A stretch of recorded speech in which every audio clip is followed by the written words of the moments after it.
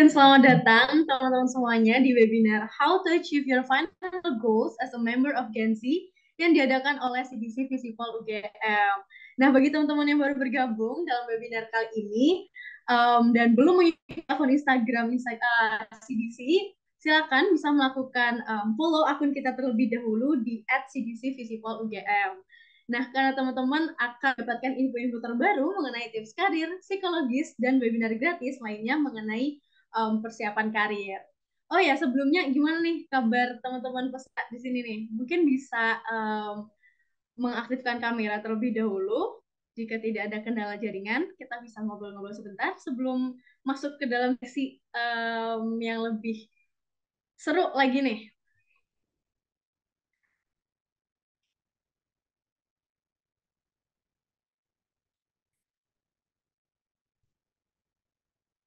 Gimana nih Mbak Vira? Apakah bisa mengaktifkan kamera? Oke, gimana nih Mbak Vira kabarnya? Apakah baik-baik saja? Halo Valen, baik kabarnya. Nih teman-teman kira-kira dari instansi mana aja nih? Mungkin bisa share melalui kolom chat. Ya, boleh banget kita ramaikan di kolom chat.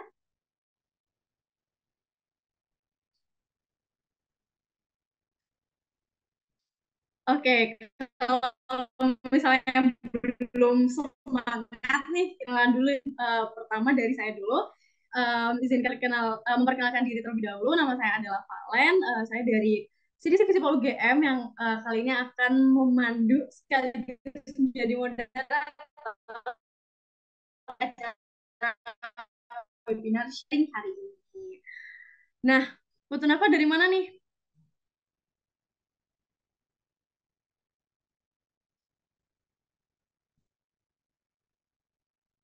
Oke, ada Dikta Cikwita dari Visipol UGM juga. Halo, Kak.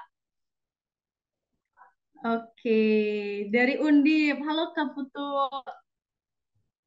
Oke, nah mungkin nanti sambil berkenalan lebih lanjut gitu ya, kita bisa mulai memperkenalkan speaker kita gitu. Tapi sebelum itu, kenapa sih kita penting untuk mengikuti webinar pada hari ini gitu ya? Karena nggak bisa dipungkiri nih teman-teman bahwa mengatur uang melalui perencanaan keuangan atau menerapkan financial planning itu merupakan bagian dari kaum milenial dan Gen Z gitu ya, sebagai sesuatu hal yang penting gitu. Nah, biaya hidup yang kian tinggi juga menjadi salah satu alasan nih kenapa kita harus punya financial planning. Terlebih ketika pandemi COVID kemarin nih yang masuk di Indonesia awal tahun 2020, itu tentu memberikan dampak yang signifikan, apalagi di bagian aspek finansial semua orang gitu, termasuk kita milenial gitu.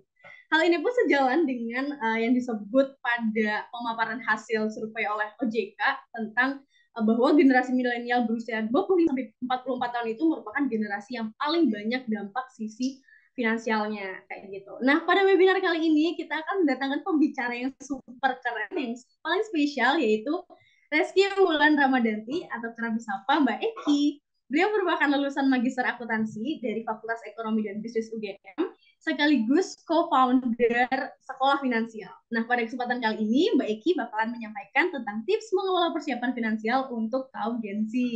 Nah, mungkin dari Mbak Eki bisa menyalakan mic dan juga menyapa peserta terlebih dahulu.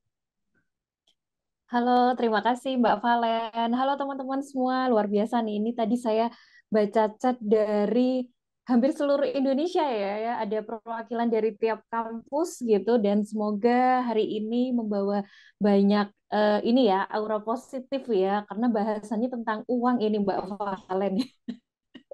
Ya, oke. Betul. Semoga kita selalu semangat nih walaupun siang hari nih Mbak Valen.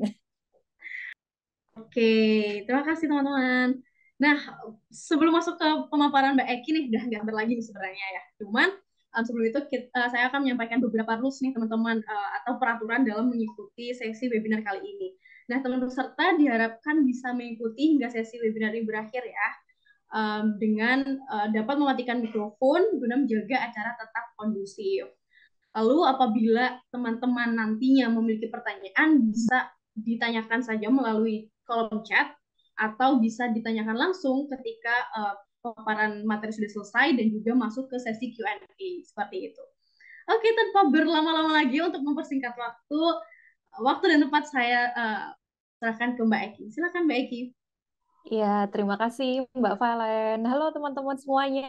Kita ketemu ya walaupun secara online nih. Sekarang pertemuan secara online tuh seperti offline ya Mbak Valen ya. Nah, tapi sebelumnya kalau kita kumpul ini kayaknya dalam satu auditorium ini teman-teman. Nah, kalau di auditorium itu biasanya kita uji semangat pakai yel-yel. Nah, kalau online ini kayaknya kalau yel-yel nggak bisa bersuara ya teman-teman ya. Nah, saya mau uji semangat teman-teman sudah siap nggak menerima materi pada siang hari ini? Katakan di kolom chat teman-teman, siap, sehat, semangat gitu ya. Siap, sehat, semangat ya. Oke, saya mau uji nih ya, tes semangatnya teman-teman nih ya. Bisa di kolom chat nih teman-teman. Siap, sehat, semangat ya. Siap, sehat, semangat. Wah, mantap ini. Ini aura positif ya. Afirmasi positif ini teman-teman ya. Biasanya kalau aura positif itu nular ya. Mantul gitu ya energi positifnya. Wah, mantap nih ya. Mbak Putu Nafa. Kemudian nih, oke, mantap ya. Oke, oke sambil nunggu yang lain, ini di sini sudah presensi siap sehat semangat ya dari Mbak Ovi ya sebagai permulaan ya, Mbak Dia, kemudian Mbak Valen juga siap sehat semangat ya, Mbak Anggita, Mas Tulus ya, kemudian Mbak Benedikta, Mbak Rosalida, Mas Agung, Mbak Putu Nafa, wah mantap nih semuanya ya, Mbak Intan, Mbak Rosalidia, wah mantap ya. Oke, siap. Wah ini enggak enggak ini ya, enggak cuma dalam tulisan non caps lock ini yang terakhir nih Mbak Rosalidia mantep banget nih pakai caps lock. T-nya banyak lagi pula ya. Ya, semoga itu juga menandakan emang auranya siang hari ini bukan aura ngantuk ya teman-teman, tapi kita karena semangat nih teman-teman, karena mau bahas uang ya. Biasanya faktor penyemangat itu salah satunya bahas uang ya teman-teman ya, seperti di siang hari ini. Oke, tadi sudah diperkenalkan oleh Mbak Valen ya. Nah, sekarang kita diskusi ya teman-teman ya. Saya berusaha sajikan ini, paparan ini tidak hanya paparan satu satu pihak ya, satu sisi saya, tapi juga saya butuh diskusi teman-teman semuanya ya. Apalagi ini teman-teman Gen Z ya. Kalau saya gennya udah beda nih teman-teman, saya Gen Y ya.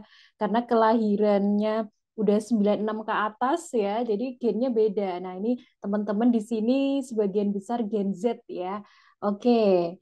Eh, nah, sebelumnya tadi sudah diperkenalkan oleh Valen ya, background saya finansial educator, teman-teman konsultan dan juga saya ada startup dan juga perusahaan konvensional ya maupun startup ya. Memang banyak aktivitas berkecimpung di dunia UMKM ya dan juga edukator di keuangan ya. Dan juga guest lecture untuk beberapa mata kuliah ya di lebih dari 25 kampus seluruh Indonesia ya. Background saya benar tadi Mbak Valen katakan akuntansi gitu ya dari UGM ya. Kemudian terakhir saya mendapatkan sertifikasi dari EWP Certification ini dari Associate Wealth Planner dari Financial Standard Board Indonesia. Kemudian juga pernah mendapatkan beasiswa S2 saya dengan LPDP. Kemudian juga pernah mendapat beasiswa dari Navig Neso ya, Netherlands Scholarship untuk program Financial Management ya. Dan terakhir juga untuk conference International Business Conference di Osaka, Jepang ya. Waktu itu membahas topiknya pelaku usaha ya, tapi kemudian saya kaji juga dari sisi finance gitu ya. Nah, ini sebagai teman-teman perkenalan ya, teman-teman bisa panggil saya Eki aja ya, panggil Mbak aja nggak apa-apa, biar kita kayak bestie ya, kayak bestie ya, panggil Mbak ya. Oke, teman-teman ya, saya mau tanya teman-teman, melihat gambar ini nih teman-teman, ada sekitar 10 gambar ya. Apa sih yang kebayang dari 10 gambar ini ya? Mau ditulis di kolom chat boleh, mau dikatakan secara on cam juga boleh. Silahkan. Apa sih yang kebayang teman-teman dari gambar ini nih?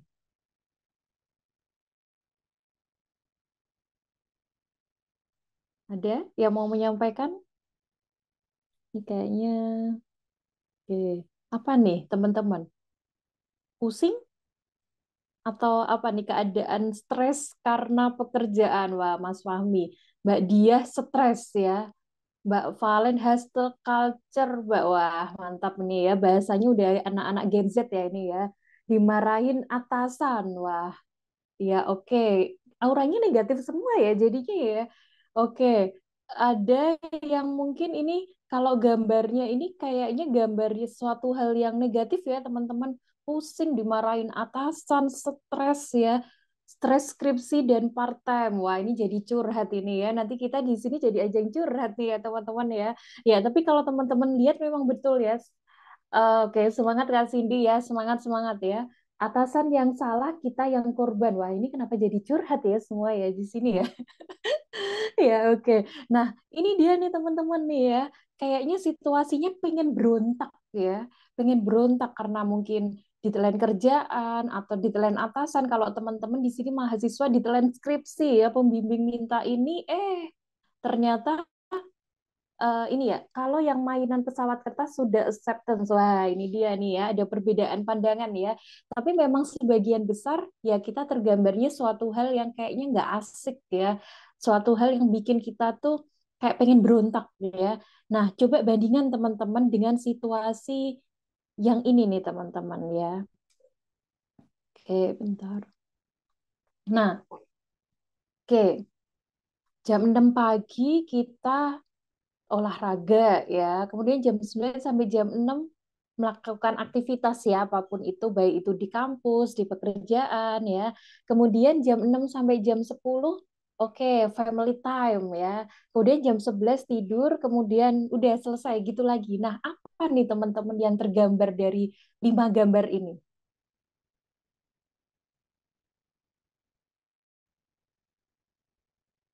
Situasi yang seperti apa? Hidup yang teratur ya. Oke, ada lagi. Monoton. Oh, oke oke, Mbak Anggita, monoton ya, gitu terus ya. Kemudian ada lagi mungkin teman-teman work life balance. Wah, ini Mbak Nuri nih mantap ya. Manajemen waktu yang bagus ya, Mas Riki. Ya, nah, ini dia nih teman-teman ya. Kalau ngelihat oke ya, kayaknya time-nya monoton sih bener, tapi monoton yang bagus ya, karena kayaknya balance aja dari pagi kita udah olahraga gitu ya. Kemudian melakukan aktivitas, family, kayaknya semuanya balance ya. Nah, walaupun tadi disampaikan nih ya, ini kita diskusi loh ya teman-teman ya. Ini saya membaca tes nih rutinitas yang tidak cocok passion. Maksudnya gimana ini Mbak Mbak Jini nih? Ya, mungkin bisa on cam. Maksudnya gimana nih? Mbak Mas Jimmy ya mungkin ya. Mas Jimmy rutinitas yang tidak cocok passion. Apa ini Mas? Maksudnya? Oh ya, ya, oke oke ya. Nah ini mungkin passionnya mengerjakan hal yang gimana nih Mas ya. Walaupun sebenarnya balance ya, tapi kita sesuai dengan kadang misalnya waktunya, oke saya berpikirnya biasanya kreativitas saya malam kok gitu ya. Kita nggak bisa beraktivitas pagi. Nah ini biasanya konten kreator nih atau freelancer nih ya, tapi tiap orang beda-beda. Tapi sebagian besar mungkin mengatakan bahwa ya ini emang keadaan yang kita pengennya kayak gitu ya, teratur semuanya kok kayaknya enjoy aja gitu ya. Nah, ini manajemen time yang bagus ya. Nah, kenapa saya kasih materi ini? Karena ini berkaitan dengan namanya teman-teman mindset ya. Mindset ya. Nah, ini mindset ada 2 mindset. Fixed mindset dan growth mindset. Nah, saya pengen tanya teman-teman ada nggak yang berani on cam mungkin dibaca sekilas ya sekitar 1 menit ya dan kemudian minta tolong dong simpulkan apa bedanya yang kiri dan yang kanan ya ada yang mau berani mungkin menyampaikan fixed mindset dan growth mindset. Nah ini kita sebelum bicara tentang uang mindsetnya kita bahas dulu nih ya karena ini penting nih hubungannya sama mindset ya termasuk nanti mindset kaya wah ini karena semuanya berawalnya dari fixed atau growth mindset. Oke, ada yang berani nyampaikan?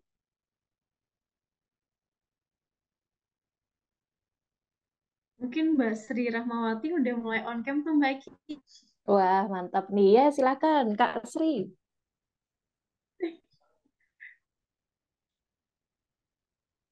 Kak Sri Rahmawati ya. Iya, on cam ya tadi ya. Wah, oke, silakan Kak Sri. Halo, mohon maaf sebenarnya tadi pencet tapi tidak masalah sih kalau misalkan Wah, menjelaskan. ya, ya, Eh, menjelaskan dua ini itu mindset ini Kak. ya, betul. Baik. Hmm, jadi gimana nih Kak? Pokoknya di sini nggak ada yang salah, nggak ada bener nih. Kak Sri, Iya, silakan. untuk yang dari sebelah kiri dulu, fix mindset. Jadi fix mindset itu cara berpikir statis, ingin terlibat hebat dan berkinerja tapi memiliki tendensi. Terus eh, apa yang dia tuh menghindari tantangan dan menganggap diri tidak mampu, mudah menyerah dan selalu mengeluh. Di situ kayak mengabaikan kritik yang membangun, merasa terancam dengan kesuksesan orang lain. Itu mindsetnya orang yang fix mindset gitu. Sedangkan yang growth itu dia cara berpikirnya tuh berkembang kayak open mindset gitu, open minded, terus siap menerima tantangan dan pelajaran baru yang belum pernah dikuasai, tahan menghadapi rintangan dan tidak banyak mengeluh. Terus dia juga mau menerima nasihat dan belajar dari kritikan, mendapatkan pelajaran dan inspirasi dari suksesan orang lain.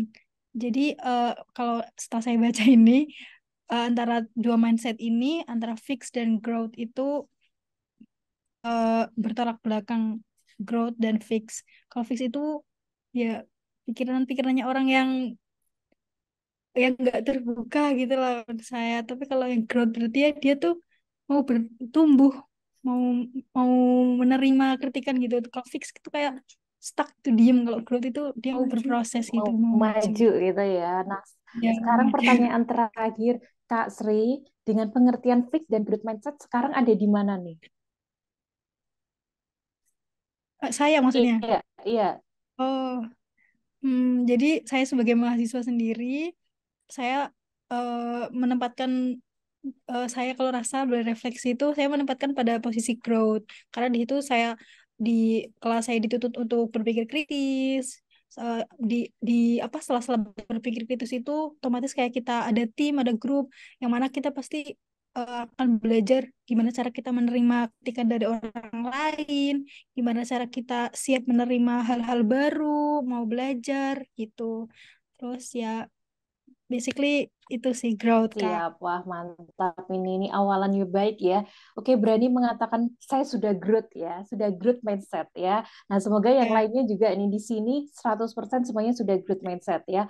Karena kalau kita Oke. tadi udah disampaikan perbedaannya ya Kak Sri ya, terkait kiri dan kanan ya. Intinya ini adalah perbedaan di pola pikir teman-teman ya, pola pandangin hidup ya, termasuk sama kita menerima tantangan ya. Kalau menerima tantangan kegagalan kita biasanya langsung putus asa. Nah, itu kalau fix nih, tapi kalau growth ya, ibarat ini gagal, skripsi belum di ACC, tenang, masih ada hari esok, kita coba lagi. Gagal lagi, coba lagi. Jatuh, bangun lagi. Nah, seperti itu. Nah, ini berhubungan sama mindset secara keuangan juga ya.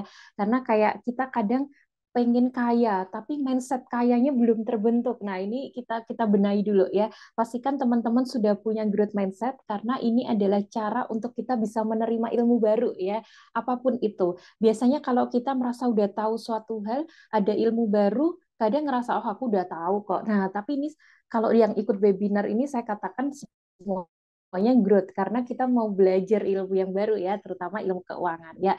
Dan semoga ini semuanya ada di kanan ya, itu growth mindset ya. Oke, nah nanti silakan. Oh, nanti pertanyaan di akhir kok ya Mbak Valen ya. Oke, nggak apa-apa. Nanti kita tampung di akhir ya. Pada intinya ada sebuah quotes ya. Bukan seberapa banyak uang yang diperoleh ya, bukan seberapa banyak uangnya teman-teman, tapi seberapa mampu kita bisa ngelolanya dengan bijak. Ini dipahami dulu ya. Ini nanti nggak dipikir, oh deh ini bukan sebanyak-banyaknya uang. Apapun dan berapapun uang yang saat ini kita miliki, kita sama-sama bisa kelola ya dengan baik ya. Nah, Kemudian nih silahkan teman-teman lihat sejenak ada 4 kuadran ya. Ini dari bukunya Robert Kiyosaki. Ada yang pernah baca nggak teman-teman bukunya? Ini saya punya juga nih teman-teman bukunya. Bentar saya ambil. Nah, ini kelihatan nggak ya teman-teman ya? Kelihatan nggak ya di layar ya? Nah, ini saya punya nih cash flow kuadran ya. Teman-teman kalau nanti penasaran sama bukunya, ini bisa tuh di apa di toko buku ya. Dan saya rasa buku beliau ini salah satu buku luar ya yang enak dipahami ya. Ini ada versi bahasa Inggrisnya, ada versi terjemahannya, tapi versi Indonesianya pun mudah dipahami teman-teman. Jadi teman-teman yang bukan background keuangan, saya rasa juga bisa lah ini ya untuk memahami ini karena bahasanya enak nih teman-teman ya. Nah ini yang saya tangkap dari bukunya Cash Flow Quadrant dari Robert Kiyosaki ya. Beliau membagi dalam 4 kuadran ya. Nah kalau mau dilihat terus cara bacanya gimana dong Mbak? Cara bacanya adalah dari kuadran kiri dulu ya, dari employee ya. Ibarat teman-teman yang kerja di kantor, besok pengen kerja, wah aku besok pengen ngelamar BUMN, besok saya pengen jadi PNS Mbak. Nah, berarti itu adalah teman-teman pengen jadi employee, karyawan ya. Nah, turun lagi nih teman-teman ya, self employee ya. Artinya adalah kita tidak digaji sama atasan kita, tapi kita menghasilkan uang sendiri dari apa yang skill yang kita punya ya. Sebagai contoh kalau sekarang konten kreator ya, influencer atau teman-teman yang suka nulis ya, berarti nanti biasanya teman-teman jadi penulis lepas ya, misalnya di majalah atau di koran, misalnya sering gitu ya. Kemudian atau di media elektronik ya, kumparan dan lain sebagainya ini adalah self employee ya atau teman-teman bisa IT, teman-teman bikin website ya, jadi sosial media spesialis. Nah, ini beberapa pekerjaan yang itu namanya self employee ya. Kita bekerja sama dirinya sendiri. Kalau kita kerja, kita dapat cuan. Kalau kita nggak kerja ya uangnya nggak ada gitu ya. Beda sama employee. Kalau employee gajinya bulanan ya. Nah, kemudian kita naik lagi nih teman-teman business owner ya. Business owner ini kita udah punya sistem ya. Saya kurang setuju kalau ada yang mengatakan dengan jadi business owner kita jalan-jalan ownernya. Tapi bisnisnya jalan kita jalan-jalan. Nah, saya kurang setuju karena sampai detik ini saya belum menemukan pengusaha ya, the real pengusaha yang memang dia ini jalan-jalan bisnisnya jalan. Ya walaupun holiday aja dia masih tetap teleponan nih sama staffnya. Ya walaupun dia udah punya unit bisnisnya banyak. Jadi sebenarnya bukan terus kita acuh tak acuh sama bisnis kita, tapi kita tetap controlling dimanapun ya. Artinya sebenarnya autopilot itu ini ya apa namanya berproses ya teman-teman ya. Nah, tapi untuk awalan biasanya teman-teman harus mengerjakan semuanya sendiri sehingga membentuk sistem sendiri. Ini namanya business owner ya. Nah, turun lagi nih yang paling tingkatannya yang sering kita incer adalah investor ya. Makanya kadang ini yang benar ya, saya bukan katakan yang benar atau yang salah ya, tapi sebaiknya ya teman-teman saat teman-teman mau nanti jadi investor, teman-teman sudah mengalami 4 kuadran ini. Kenapa? Karena bahaya teman-teman saat misalnya nih employee nih ya, saya kemarin dapat cerita dia habis pensiun ya, dapat pesangon banyak dari sebuah BUMN ya, tapi dia belum pernah ngerasain self employee dan jadi business owner. Taruh aja duitnya teman-teman di sebuah saham yang ternyata ini investasi tapi bodong lah intinya sahamnya saham gorengan investasinya bodong gitu ya. Nah kemudian udah hilang aja duitnya gitu aja. Kenapa? Karena dia ingin instannya nih teman-teman ya. Ya padahal ya itu namanya aset produktif tapi kita harus tahu dong prosesnya seperti apa, produknya seperti apa, instrumennya seperti apa. Nah ini 4 kuadran ya teman-teman. Nah, coba dilihat lagi 4 kuadran ini kira-kira teman-teman tertariknya di mana? Coba kalau ada peringkat 2 teratas ya, ceritanya ini dari 4, peringkat 1 sama 2, teman-teman pilih mana nih? Coba minta tolong di kolom chat dong, supaya saya tahu nih pandangan teman-teman atas 4 kuadran ini. Misalnya pilihan 1, saya pengen jadi employee. Pilihan 2, investor. Atau seperti apa nih ya? Wah, Mas Riki, investor ya. Ini nggak ada pilihan 1, pilihan 2. Pokoknya gue mau jadi investor gitu ya, Mas Riki ya. Oke, ada lagi mungkin? Business owner ya, Mas Fahmi ya. Oke, kalau ada dua pilihan, teman-teman pilih mana nih? Business owner dan investor, berarti kuadran kanan ya. Oke, kemudian Mbak Valen investor dan self-employee. Oke, it's okay. Ada lagi teman-teman? Ya, jadi kalau yang tadi pilihnya business owner sama investor, berarti pilihnya kuadran kanan semua ya.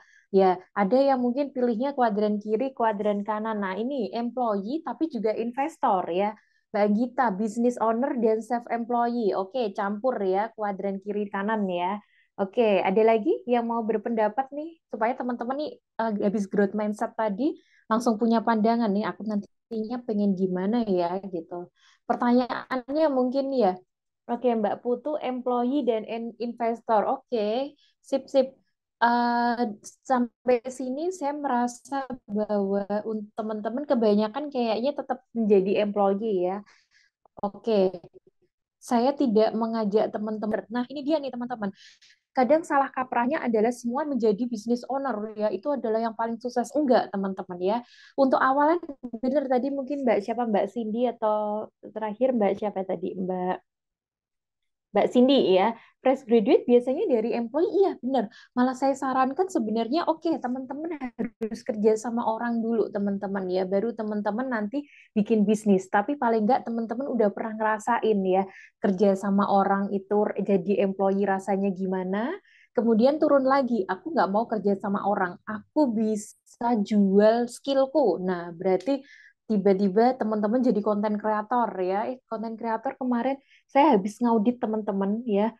Tahu nggak teman-teman penghasilan per bulan berapa? Bisa di 200 sampai 400 juta loh teman-teman. Ada ya, karena saya juga ada ini ya untuk pelaporan keuangan dan lain sebagainya. Nah ini saya kaget, wih ternyata konten kreator ini luar biasa ya penghasilannya ya. Walaupun naik turun, tapi kalau kita konsisten sebenarnya itu bisa jadi business owner ya. Jadi sebenarnya awalnya dari staff employee tapi naik menjadi business owner. Ternyata dia punya staff, misalnya staff khusus konten, staff khusus buat reelsnya dan lain sebagainya. Ini jadi sebuah business owner. Nah, kemudian uangnya itu nanti bisa kalian investasikan di produk-produk atau instrumen yang memang kalian udah kuasai sebelumnya yang jadi investor. Ya, jadi saya sepakat tadi Mbak Cindy, oke biasanya fresh graduate jadi employee dulu, oke, sip. Malah sebenarnya seperti itu, walaupun nggak kok Mbak, ini kalau aku dari mahasiswa udah punya bisnis, oke, yang punya bisnis silahkan lanjutkan ya, tapi apapun itu kuadrannya, yang penting kalian tanggung jawab dengan pilihan teman-teman karena semuanya pasti ada risiko masing-masing. Oke, ya. Nah, ini bagi teman-teman yang tadi milih business owner ya, saya selalu misalnya nyampein ini kalau pelatihan atau workshop di bidang keuangan bisnis ya, teman-teman pelaku usaha, saya selalu sajikan slide ini teman-teman. Kenapa? Ini adalah sebagai sebuah tolak ukur ya. Bisnis yang bagus itu gimana sih? Bisnis yang punya profit yang bagus sama cash flow yang bagus. Udah, intinya dua itu teman-teman. Bisnisnya profit nggak gitu ya. Kalau bikin bisnis tapi nggak profit namanya bukan bisnis ya. Namanya bentuk aja yayasan non profit ya teman-teman ya, komunitas gitu ya. Kalau mau profit ya pasti bisnis itu profit ya. Nah, kemudian cash flow-nya bagus apa enggak? Nah, saya mau tanya di sini mungkin ada yang background keuangan atau apa. Cash flow tuh apa sih gitu ya. Kita sering denger nih, cash flow-nya gimana nih cash flow-nya gitu ya. Nah, apa sih cash flow itu ya? Ada yang mau menyampaikan? Arus kas. Wah, ini Mas Riki ini anak-anak anak keuangan nih, jangan-jangan ya. Jurusannya apa Mas Riki?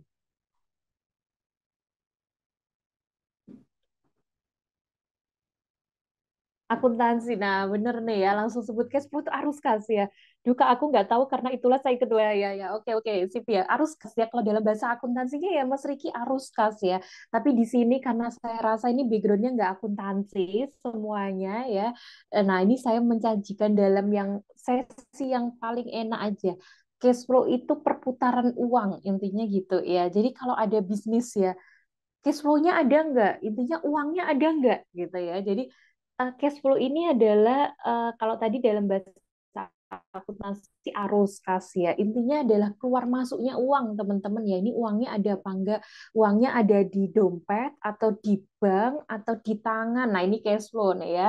Jadi katakan bisnis yang bagus tuh cash flow-nya ada bagus ya. Nah, ini yang selalu saya sajikan teman-teman di setiap sharing kalau teman-teman pelaku usaha itu bahwa kita harus membuat perencanaan keuangan baik itu usaha maupun personal. Nah, yang diajarkan di sesi hari ini adalah personal ya. Jadi cash flow merupakan manajemen keuangan ya, ya. Ini ya. Jadi bagaimana kita manage keuangan ya, keluar masuknya uang ya. Nah, kemudian ini adalah sebuah tolak ukur teman-teman ya. Mau itu sharing sama pengusaha atau sama siapapun yang mereka teman-teman yang memang pelaku bisnis ya pasti saya selalu ajarkan keuangan personal. Kenapa? Banyak sekali teman-teman, maaf, founder yang habis dapat investasi Ventura yang jumlahnya puluhan M, itu karena dia itu nggak bisa mengelola uang pribadi ya teman-teman. Akhirnya bisnisnya bangkrut. Itu banyak banget. Startup bangkrut itu juga banyak teman-teman. Dan saya sering berhadapan sama mereka, terutama saat ngecek laporan keuangan, wah kelihatan banget. Misalnya dapat Ventura sekian M, ternyata setengahnya sendiri masuk ke kantongnya founder ya. Kenapa? Ternyata dibuat hal-hal yang memang hubungannya sama maaf gaya hidup ya, bukan untuk bisnisnya. Padahal kemauan investor itu untuk bisnis ya. Nah, ini salah kaprah. Kenapa? Saat mendapatkan Ventura padahal itu untuk bisnisnya, tapi gaya hidupnya naik ya teman-teman. OKB kalau kata sekarang orang kaya baru akhirnya mungkin kita sering lihat ya pencitraan apa ya kalau kalau di ini flexing ya namanya. Nah, itu berdalih itu buat bisnis ya. Oke, itu buat personal branding bisnis, tapi ada batasnya teman-teman. Yang sering saya temui akhirnya larinya ke founder ya. Founder ya udah gaya hidup teman-teman nggak bisa ditekan. Nah, di sini di webinar ini saya akan ajarkan bagaimana mengatur uang ya. Ini di sini saya rasa mungkin ada teman-teman yang punya usaha, ada pun mungkin banyak yang enggak ya. Tapi polanya sama teman-teman ya. Ngatur uang itu sama dengan bangun rumah ya. Ibarat ini dalam dalam sebuah pilar rumah ya, ada namanya dana darurat asuransi ya. Ini adalah pilar yang bikin kokoh. Baru habis itu investasi ya. Udah mindsetnya sebenarnya tiga ini ya. Dana darurat untuk jaga-jaga ya. Jadi kalau misalnya kita sering dengar dana darurat itu kita harus simpen dana darurat ya di tabungan ya. Benar ya, kenapa? Karena kita nggak tahu kondisi ke depan gimana. Nah, kita harus saving ya dari bentuk dana darurat itu. Kemudian asuransi, itu adalah pilar untuk berjaga-jaga dari situasi yang tidak diinginkan ya, terutama biasanya ke case kesehatan, kita nggak tahu kondisi kita bagaimana. Nah, ini asuransi lah, proteksi diri. Nah, saat ada darurat dan asuransi udah ada, barulah kita mikirin masa depan, yaitu tujuan keuangannya. Ya, masa depan tujuan keuangannya gimana ya? Misalnya nih, Mbak, boleh nggak? Mungkin ada pertanyaan, Mbak, boleh nggak? Ini kan aku masih mahasiswa nih, tapi aku pengen punya mobil, Mbak. Oke, boleh, bisa. Nah, saya tanya, berapa tahun lagi pengen punya mobil? Ya, sekitar 2 tahun lagi bisa nggak, Mbak? Saya katakan bisa, ya. Kenapa? Karena teman-teman punya manajemen kelola keuangan yang baik. Nanti tinggal kita atur tua ini sekarang berapa, kemudian apa yang harus dilakukan untuk nabung, ya. Akhirnya nanti bisa terbeli mobil secara cash, ya. Teman-teman bukan leasing ya, cash, ya. Jadi itu perlu tujuan keuangan. Nah, makanya perlu ada investasi ya untuk tujuan keuangan, baik itu jangka pendek, jangka menengah maupun jangka panjang, ya. Mungkin itu. Nah, nah ini selanjutnya adalah terkait problem keuangan Gen Z ya. Saya akan sajikan ini dalam bentuk beberapa poin ya. Kenapa? Jadi ada problem kemudian solusinya ya, problem solusi gitu ya supaya teman-teman langsung presensi ini aku masuk nggak ya? Masuk nggak ya sama problem ini? Nah, ini nggak punya tujuan keuangan. Ayo, siapa nih ya?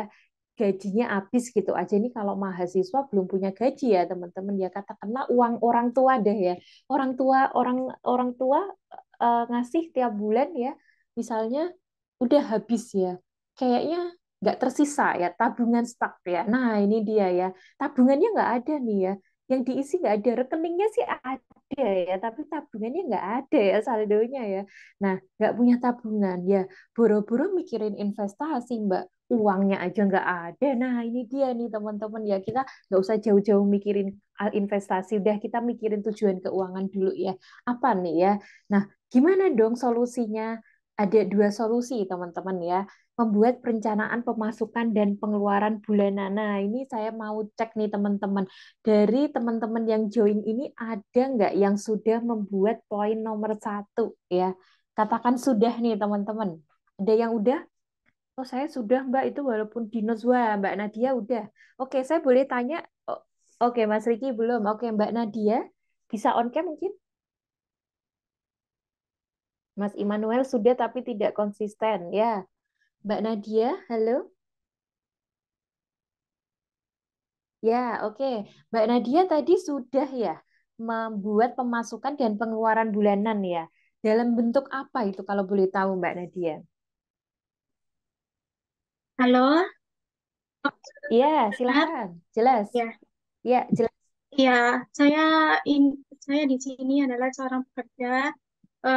Setiap bulannya saya itu biasanya memanajemen keuangan itu eh, antara saya bisa apa untuk 20% saya alokasikan untuk investasi, terus nanti ada eh, dana darurat juga, selalu untuk kebutuhan pokok, lalu untuk bayar cicilan gitu.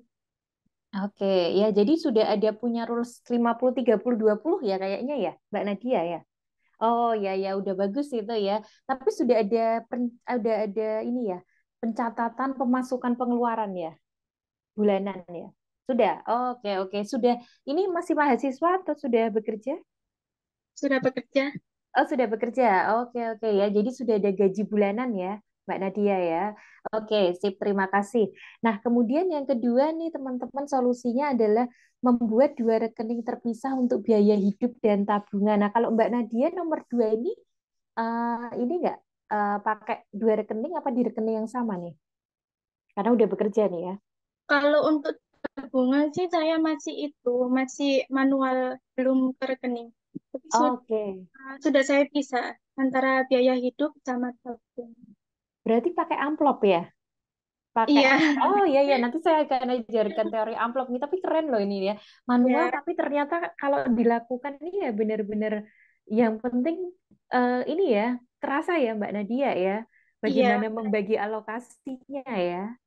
Nah, Oke, sip ya.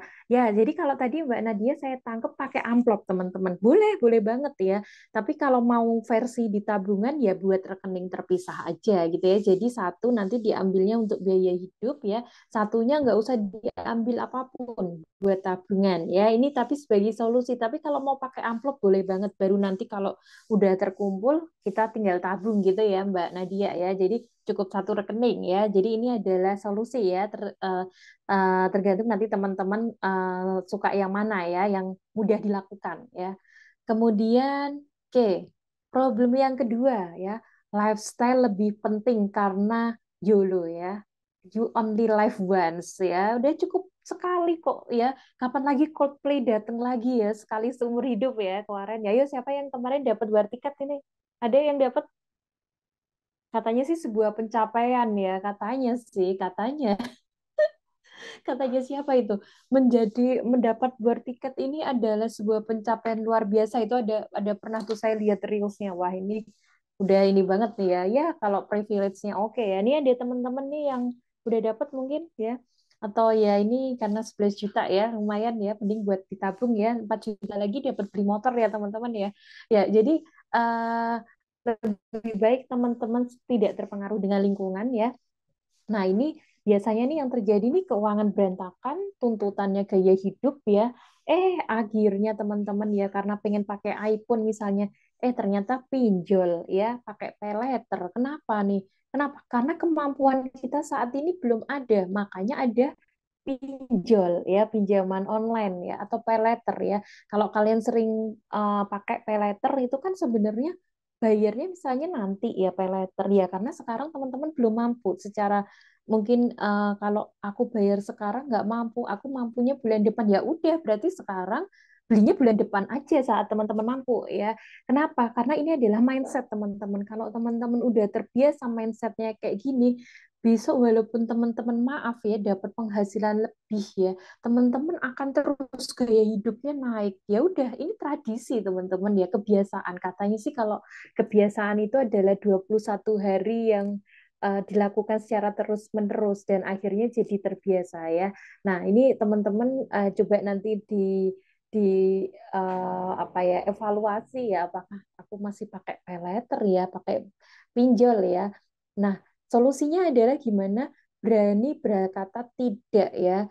Ya, untuk ajakan pertemanan yang memang tidak sesuai kemampuan. It's okay kalau sesuai kemampuan, oke lah gitu ya. Tapi kalau enggak, ini bahaya teman-teman ya. Dan yang kedua ini yang paling penting ya, utamakan kebutuhan, bukan keinginan ya. Tenang aja teman-teman, saat teman-teman misalnya naksir sepatu bagus, ya misalnya harganya 500.000 ya. Coba teman-teman tahan ya. Kalau bisa tahan sampai seminggu ya. Kecuali butuh ya. Kalau tahan sampai seminggu, seminggu itu pengen nggak sih? Kalau pengen balik ke sana lagi, oke lah tabung. Tapi kalau enggak ya udah lupakan aja. Berarti itu ada impulsif ya, pengeluaran impulsif ya. Nah, ini bedanya kebutuhan dan keinginan. Nah, teman-teman nanti bisa evaluasi sendiri ya. Check up aku tuh masuknya yang mana sih gitu. Oke, ini problem yang ketiga teman-teman ya. Uang habis karena dikit-dikit healing ya. Wah, ini berlagak, gue perlu self reward nih. Healing terus aja tiap bulan nih. Karena skripsi nggak di ACC. Tuh pembimbingnya kok nyarinya susah banget ya. Udah healing aja dulu ke Bali. Wah, ini pulang-pulang bukannya dapat inspirasi ya. Boncos duitnya ya, karena buat healing tadi ya. Nah, kemudian solusinya gimana sih, Mbak? Gitu ya. Ada dua solusi ya. Salah satunya mungkin buat rekening khusus playing. Nanti akan saya ajarkan pakai rules ya, teman-teman. Nah, kemudian yang kedua adalah setelah coba punya rekening itu, coba buat target persentase bulanan. Misalnya nih ya, untuk senang-senangku itu 300.000 per bulan. Nah, itu bisa mungkin nanti lebih ke pengen makan enak, ya makan yang enak, bener yang harganya mahal, oke, fine. Nonton konser, nonton bioskop, it's okay, nggak apa-apa teman-teman. Asalkan nanti tidak melebihi dari budget yang memang sudah ditetapkan. Misalnya seperti itu ya. Oke. Nah, kemudian yang keempat terkait nggak punya dana darurat. Nah, ini yang makanya kemarin tadi saya sampaikan bahwa dana darurat itu merupakan fondasi utama ya. Nah, ini Gen Z ini wajib punya dana darurat, teman-teman ya. Berapa jumlahnya? Jumlahnya adalah minimal 3 kali pengeluaran rutin per bulan ya. Jadi misalnya teman-teman sekarang udah melihat, oh per bulan itu saya 1 juta. Berarti paling enggak teman-teman punya 3 juta ya. Nah, 3 juta itu masuk di rekening ya, maksudnya sebagai tabungan ya, atau kita sebutnya itu dana darurat ya. Kalau terjadi apa-apa, aku akan bisa bertahan hidup sampai 3 bulan ke depan, misalnya seperti itu ya. Nah, kalau nggak punya dana darurat gimana? Ya udah berarti balik lagi yang tadi problem. Bisa jadi akhirnya ada pinjol ya, ada pay letter. Kenapa? Karena teman-teman nggak punya dana darurat ya. Kemudian ada apa-apa akhirnya tinggal telepon orang tua karena ada tabungan habis dan sebagainya. Nah, lain halnya kalau teman-teman punya dana darurat, ini akan enak manage-nya ya. Solusinya adalah satu ya, rajin menabung sesuai persentase setiap bulannya. Nanti saya akan ajarkan cara nabungnya gimana ya. Kemudian yang kedua adalah prinsipnya teman-teman saat teman-teman dapat uang saku atau teman-teman tadi Nadia ya atau teman-teman yang lain udah kerja ya, sisihkannya di awal teman-teman ya. Jangan sisakan di akhir. Nah, ini bahaya nih kalau sisakan di akhir udah habis tuh teman-teman, nggak ada tuh buat nabung ya. Nah, yang ketiga adalah buat target capaian dana darurat ya 3 kali tadi. Itu minimal ya teman-teman ya. Nanti coba dilihat misalnya pengeluaran 500.000 ya paling enggak saya punya 1,5 juta. Nah, gitu. Nah, kalau belum nyampe 1,5 juta gimana? Ya udah berarti kita balik lagi ke prinsip besok lagi bulan depan sisihkannya di awal. Nah, ini balik-balik lagi nih teman-teman di slide-slide yang sebelumnya tadi. Nah, ini yang terakhir nih teman-teman, nggak punya aset investasi. Tapi ini karena Gen Z ya, ini biasanya buat teman-teman yang sudah punya gaji ya. Nah, ini sebaiknya memang ada sisihkan untuk investasi. Jangan dilihat besar kecilnya teman-teman, karena investasi kalau teman-teman ya, melihatnya investasi itu bukan cepat kaya teman-teman, tapi teman-teman bisa bertahan hidup nanti kalau inflasi, ini kan inflasi kan pasti ya tiap tahun ya, uang tuh akan semakin turun ya. Kalau kita nyimpen di tabungan sekarang itu udah nanti habis nilainya ya, turun, nilainya selalu turun. Makanya ada investasi. Tapi manfaatnya itu nggak bisa teman-teman lihat sekarang gitu ya. Misalnya kayak, wah aku kok nabung reksadana cuma 5.000 perak ya udah cuma dapat es teh ini ya. It's okay, nggak apa-apa ya. Bahkan kayaknya kayak misalnya kita bisa bangga misalnya kita beli pakaian di mall misalnya harganya 200.000 ya, tinggal bilang aja, wah gue beli ini pakai duit investasi nih loh, kok bisa? Karena investasi di saham dapat cuan misalnya 200.000. Nah, berarti 200.000-nya itu adalah cuan dari investasi. Nah, sifatnya nggak bisa besar teman-teman karena itu tergantung dana yang teman-teman alokasikan ya. Kalau teman-teman 1 miliar lah itu bisa berarti besar langsung. Tapi kalau yang masih kayak kita bertahap gitu, kita ngelihatnya lifestyle-nya aja teman-teman ya, pola investasinya yang itu akan manfaatnya nggak sekarang, manfaatnya udah nanti mungkin 10 tahun mendatang gitu ya, artinya nggak tergerus sama inflasi. Nah ini kemudian kita ngelihatnya solusinya adalah dari yang investasi kecil ya, kemudian udah konsisten aja setiap bulan, misalnya nabung di reksadana, gue minimal kayaknya 10.000 ya nabung. Ini di sini ada yang punya reksadana mungkin ya, minim 10.000 udah bisa tuh teman-teman, ya udah tiap hari tiap bulan 10.000 aja gitu ya, nanti ya walaupun cuan cuma berapa ratus perak, it's okay teman-teman, yang penting hijau aja gitu ya, nggak merah gitu ya, hijau jalan terus. Nah ini mulai dari kecil tapi konsisten ya, kemudian pilih investasi yang mudah dipahami, teman-teman harus belajar, jangan asal investasi ya. Kemudian yang ketiga dari belajar dan terus belajar ya, yang keempat jangan pikirin hal-hal yang instan ya teman-teman, nggak ada yang instan, mie aja perlu digodok dulu ya, perlu direbus dulu ya, bukan langsung dimakan nanti jadinya mie remes ya. Ini beda gitu ya, jadi eh, kita tahu bahwa di kehidupan ini nggak ada yang instan, itulah makanya gunanya proses. Nah, ini secara garis besar ini 5 hal penting ya dalam teman-teman mengelola untuk Gen Z ini adalah check up kondisi keuangannya. Jadi nggak cuma kesehatan aja yang perlu di check up ya. Kemudian tentukan tujuan keuangan ya. Tapi di sini teman-teman pasti beda-beda tujuan keuangannya ya. Kemudian kita ngatur anggaran bulanan, kita nentuin investasi yang tepat, kemudian kita evaluasi. Gitu terus tiap bulan. Kalau mau tiap bulan kayaknya pusing riwah, ya udah berarti 3 bulan sekali kita check up ya, kita evaluasi lagi ya, kita belajar hal yang baru seperti itu. Oke, jadi ini 4 level ya, untuk keuangan ya. Ada yang menyebutnya 5 teman-teman, tapi kalau secara garis besar 4 ya. Dari yang tidak sehat sampai yang sejahtera atau yang kita sering dengar financial goals ya, kita sering dengarnya adalah financial goals, kemudian jadi financial freedom ya. Gue nggak mau kerja saat 40 tahun misalnya gitu ya. Kenapa? Karena udah punya passive income ya. Nah itu, dan ini nggak bisa dilakukan dengan instan ya teman-teman. Teman-teman harus mulai membiasakannya dari usia yang sekarang ya, usia 20 tahunan ini ya, untuk nanti bisa financial freedom.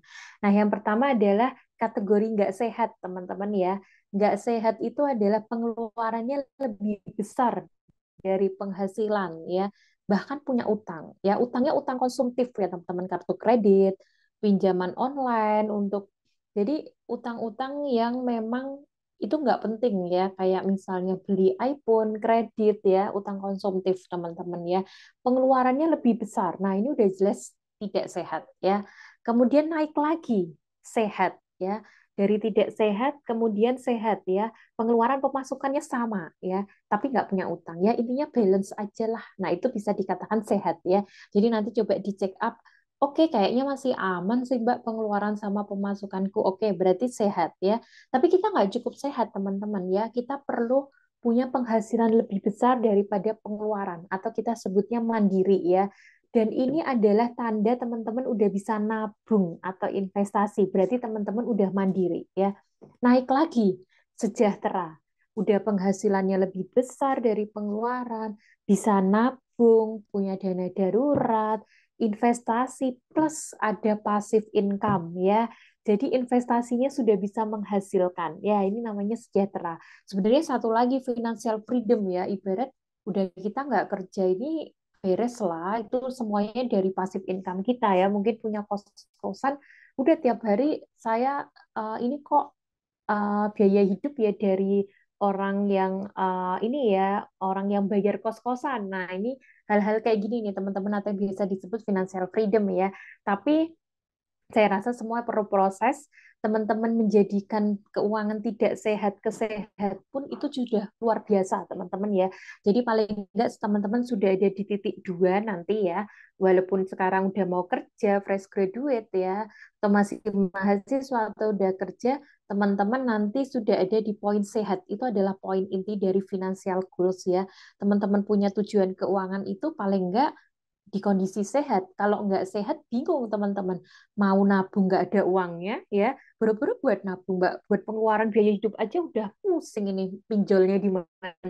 Nah, ini udah nggak sehat nih. Ini harus dibenahi dulu. Ibarat kalau dokter nih harus diperiksa kasih obat dulu nih, baru akhirnya sehat, ya.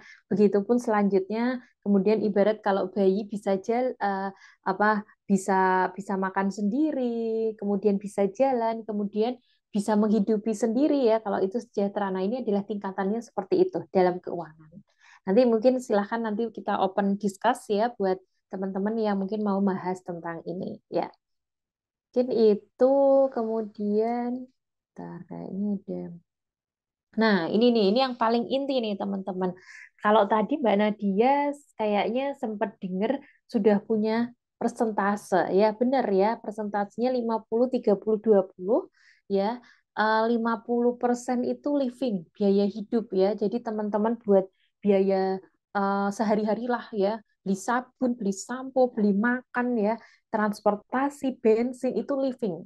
Nah, besarnya 50%. Jadi misalnya katakanlah gaji 2 juta berarti paling enggak kehidupan sehari-hari 50% ya dari pemasukan ya. Jadi pengeluarannya 1 juta untuk living.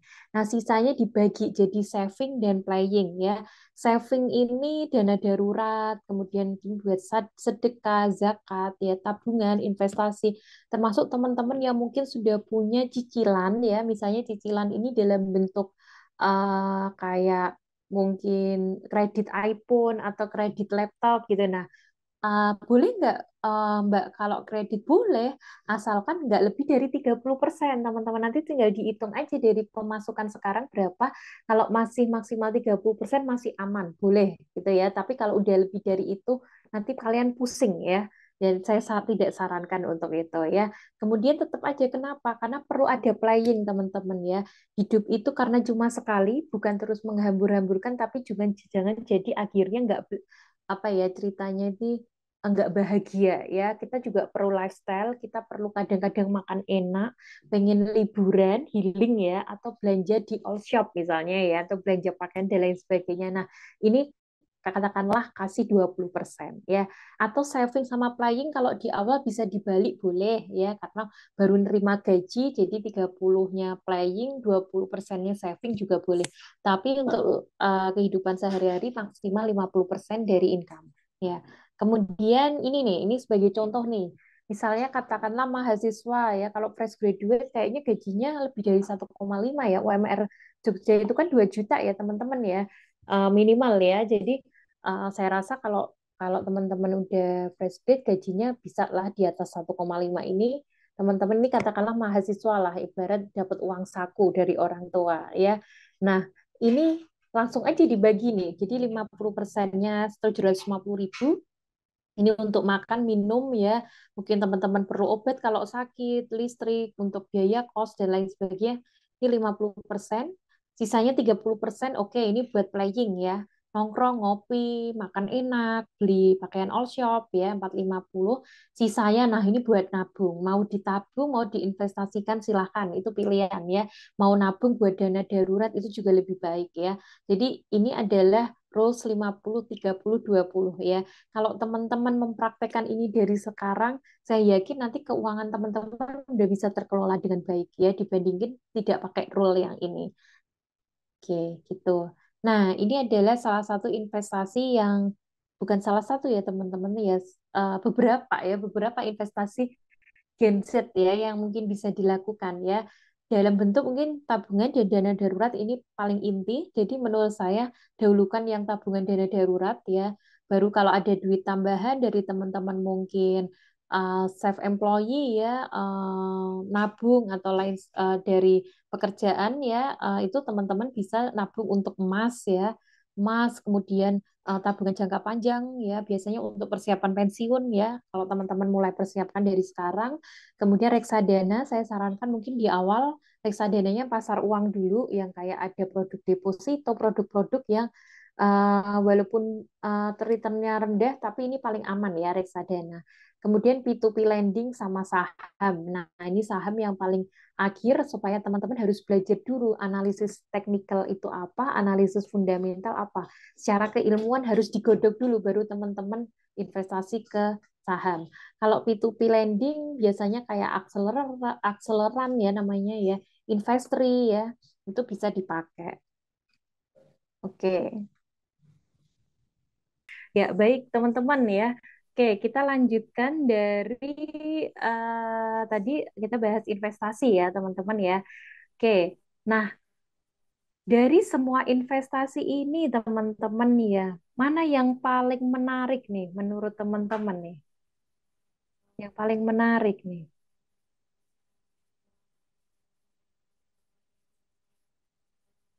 Ada yang mau menyampaikan?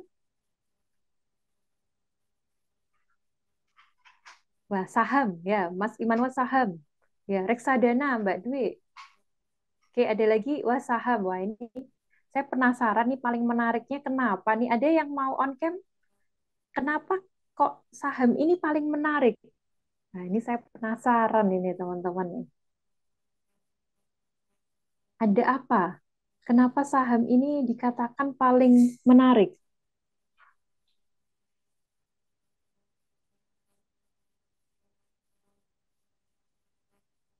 Oke, ada yang mau berpendapat?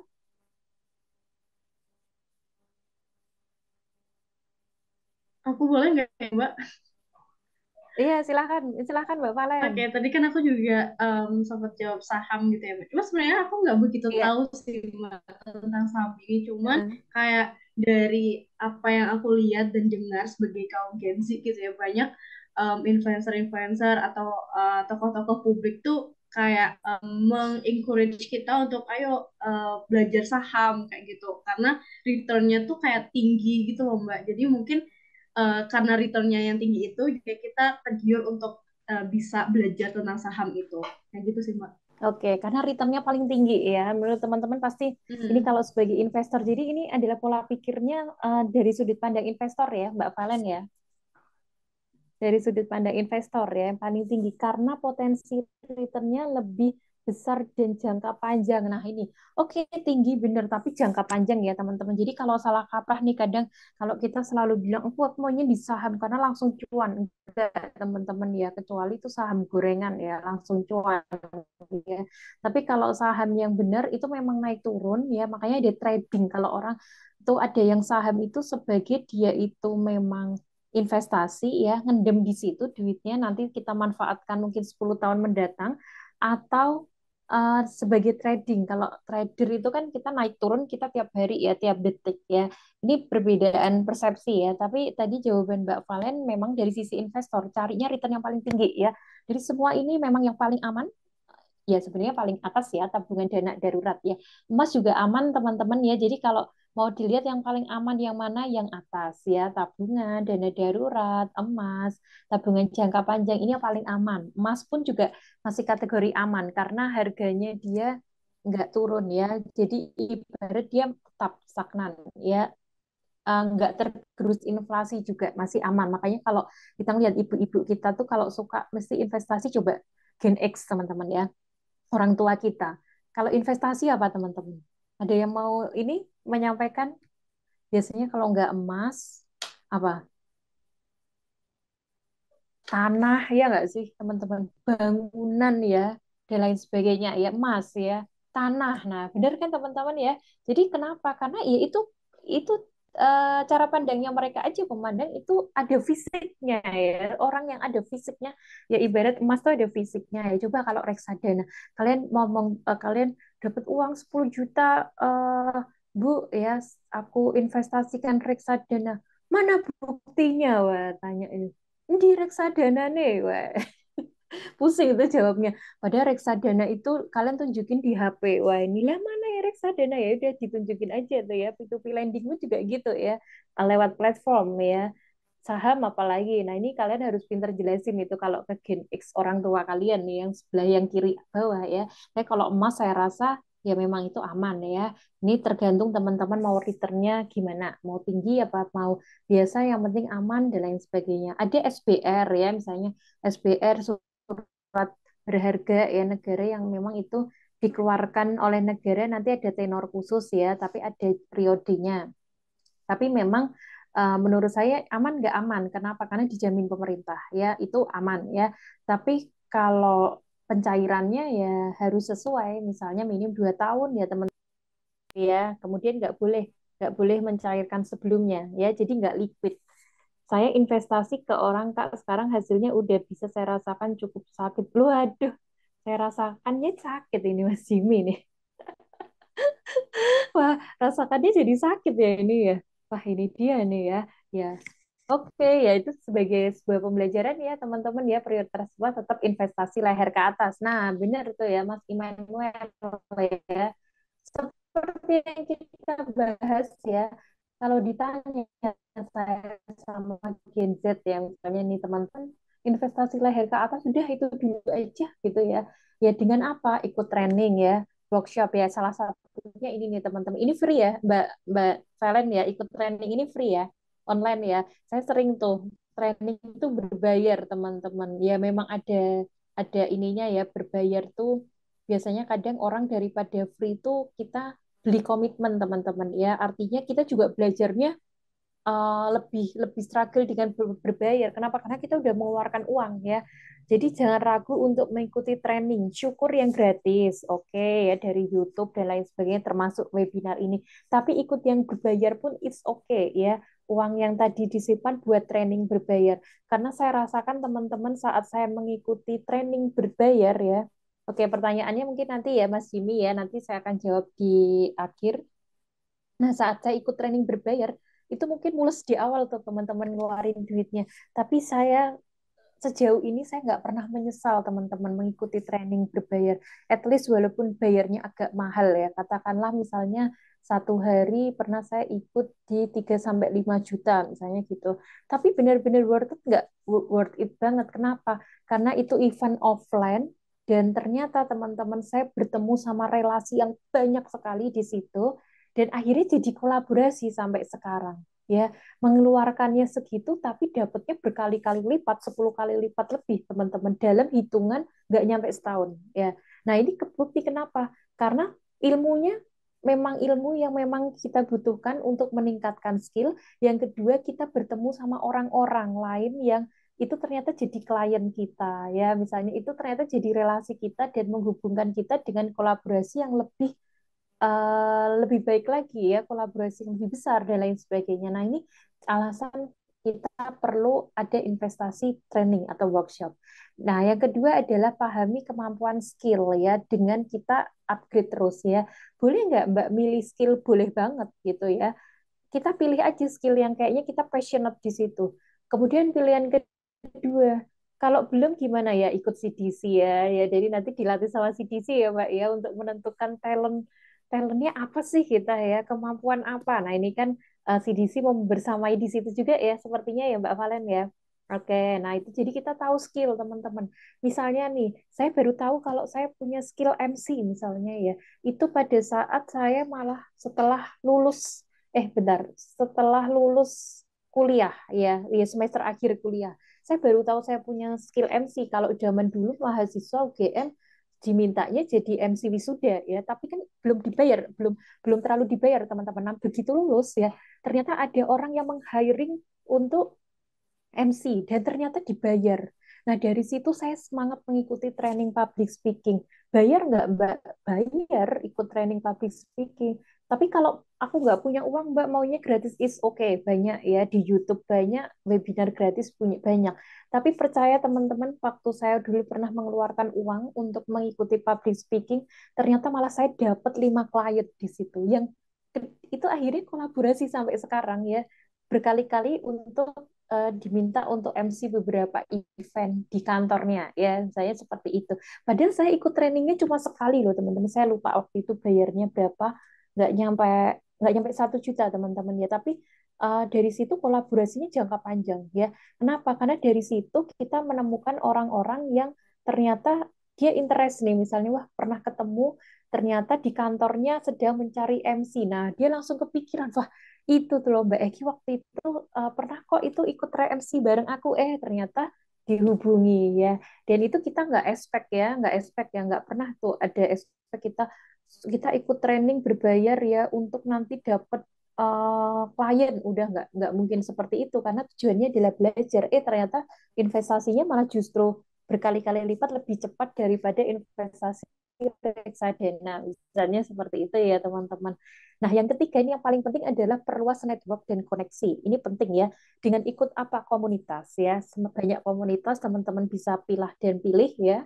Kemudian yang keempat mindsetnya jangan cari uang, tapi make money ya. Orang Indonesia agak salah kaprah.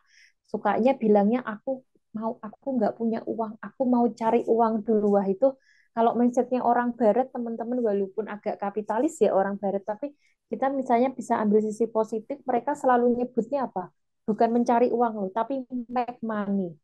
You make money ya. Kamu bisa membuat, bukan akhirnya membuat uang kertas sendiri ya teman-teman, tapi kita bisa menciptakan peluang ya dari skill itu. Akhirnya kita bisa make money. Kita nggak cari uang, tapi justru uang itu ngejar. Kenapa? Karena kalian punya skill ya.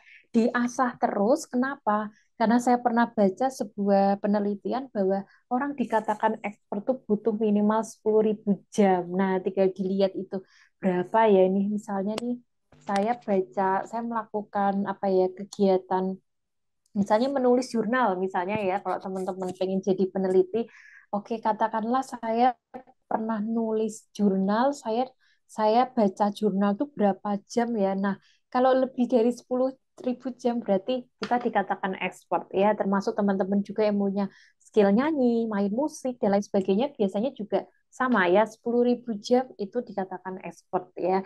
Tapi juga banyak yang nggak nyampe 10.000 jam aja udah dikatakan expert kalau memang kalian emang passionate di situ.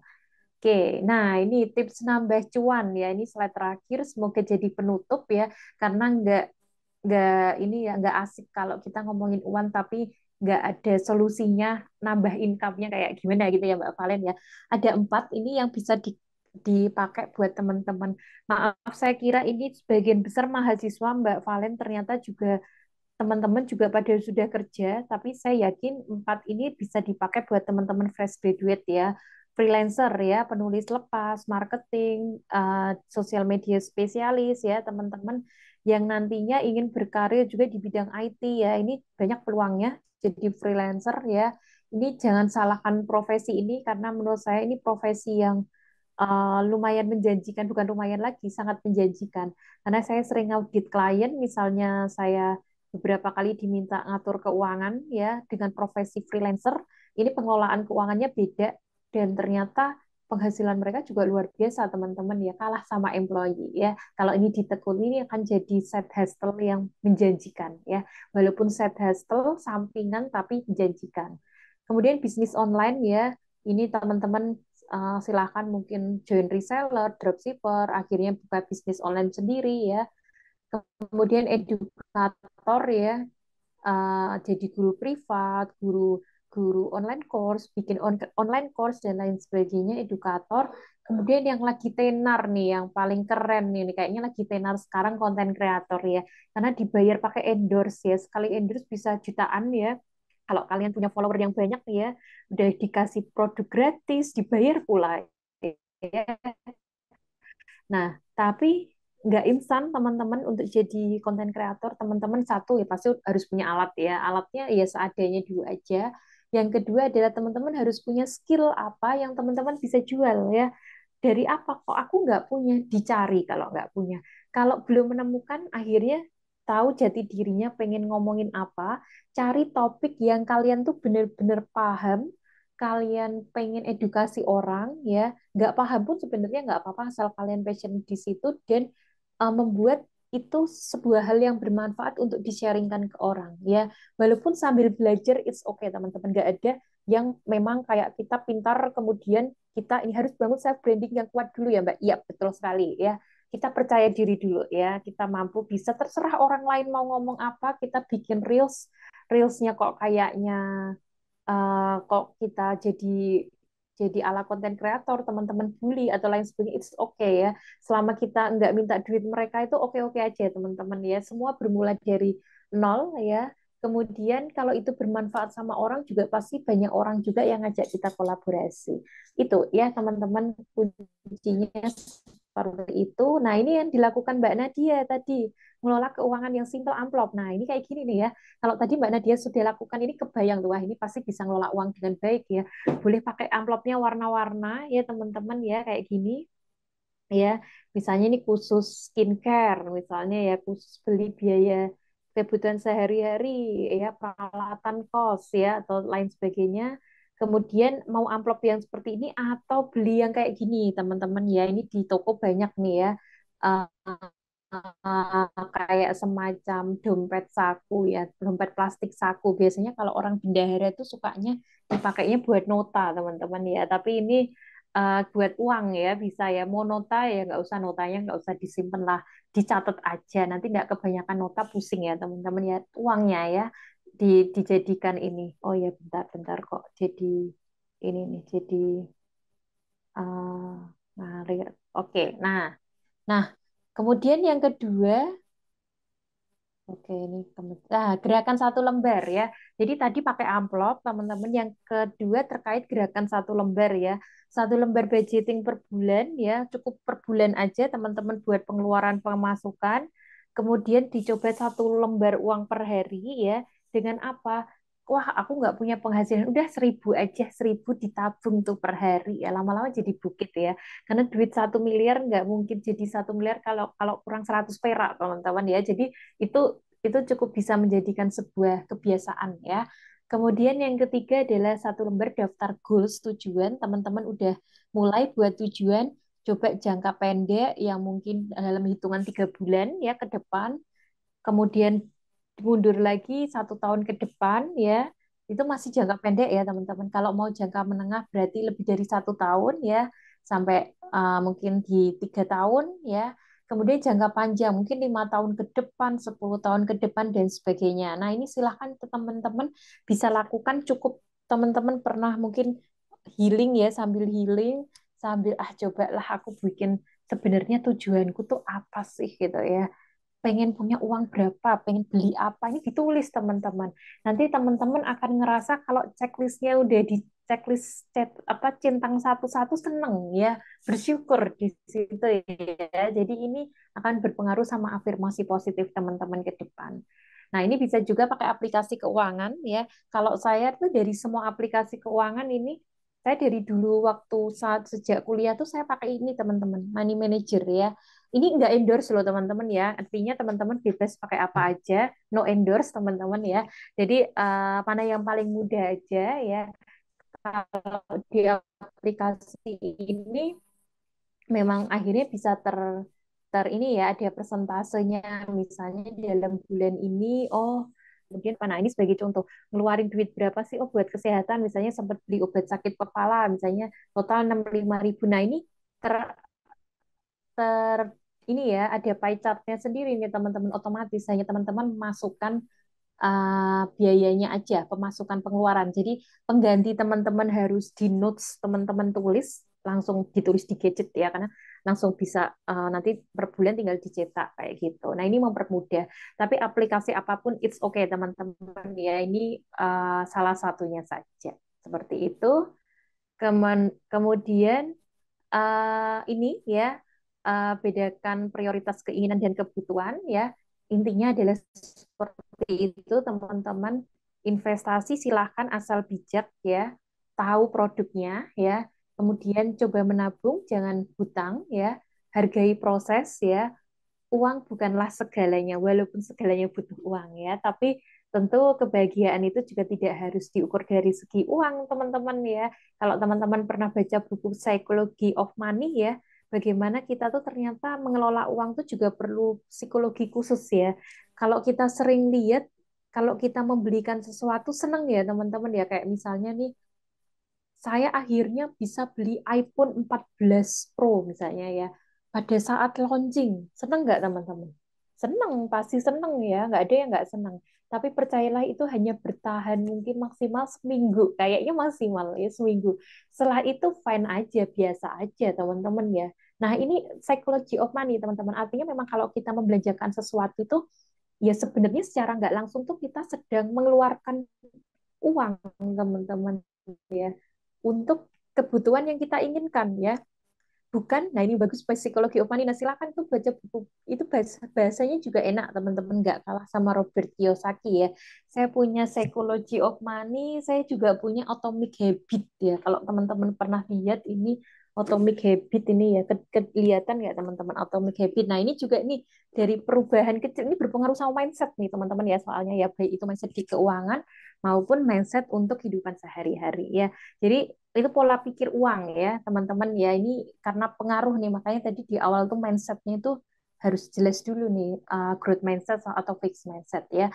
Jadi saat kita membeli sesuatu itu kita sebenarnya sedang menghamburkan uang, bukan kita sedang nabung teman-teman. Makanya kalau kadang saya temui orang-orang yang kaya secara betulan teman-teman ya, itu malah nggak flexing teman-teman ya. Kalau lihat di sosial media atau bertemu orangnya itu biasa aja, sandal jepitan apa, dan ternyata asetnya luar biasa, tapi dia tidak ingin menampakkan kekayaannya dengan membeli Pajero Sport, dia mobilnya biasa aja teman-teman ya, tapi ternyata dia punya kekayaan yang jauh ya, melanglang ya gitu ya, tapi tidak terlihat ya. Nah ini psychology of money ya, makanya kalau kita belajar itu tuh ibarat tuh nggak akan jadi OKB ya teman-teman ya, yang langsung kaya habis itu flexing seperti itu. Nah, ini terakhir ya, don't let your dream just a dream, make it reality ya. Silahkan semua impian itu jadikan realitas ya, nggak cuma impian aja, tapi kita sama-sama jadikan kenyataan ya. Dan yang terakhir, quotes dari saya ya, karena sesuatu hal yang pasti di dunia ini adalah ketidakpastian teman-teman ya. Kalau kita nanti akan ditakdirkan menang, kaya, sukses ya, kita nggak akan ikut webinar ini, rebahan aja di rumah ya. Nah, tahu-tahu duit datang. Tapi karena ini nggak pasti, ini adalah saat kita untuk menikmati up and down dalam kehidupan ini, terus belajar, berusaha ya, sehingga nantinya kita juga bisa jadi sukses seperti yang kita harapkan ya. Karena ternyata dengan pengelolaan keuangan yang baik ini kita bisa men-scale up ya financial goals kita, seperti judulnya workshop ini ya teman-teman, webinar ini ya, akhirnya tujuan keuangan kita bisa tercapai ya. Ini sebagai contoh ya.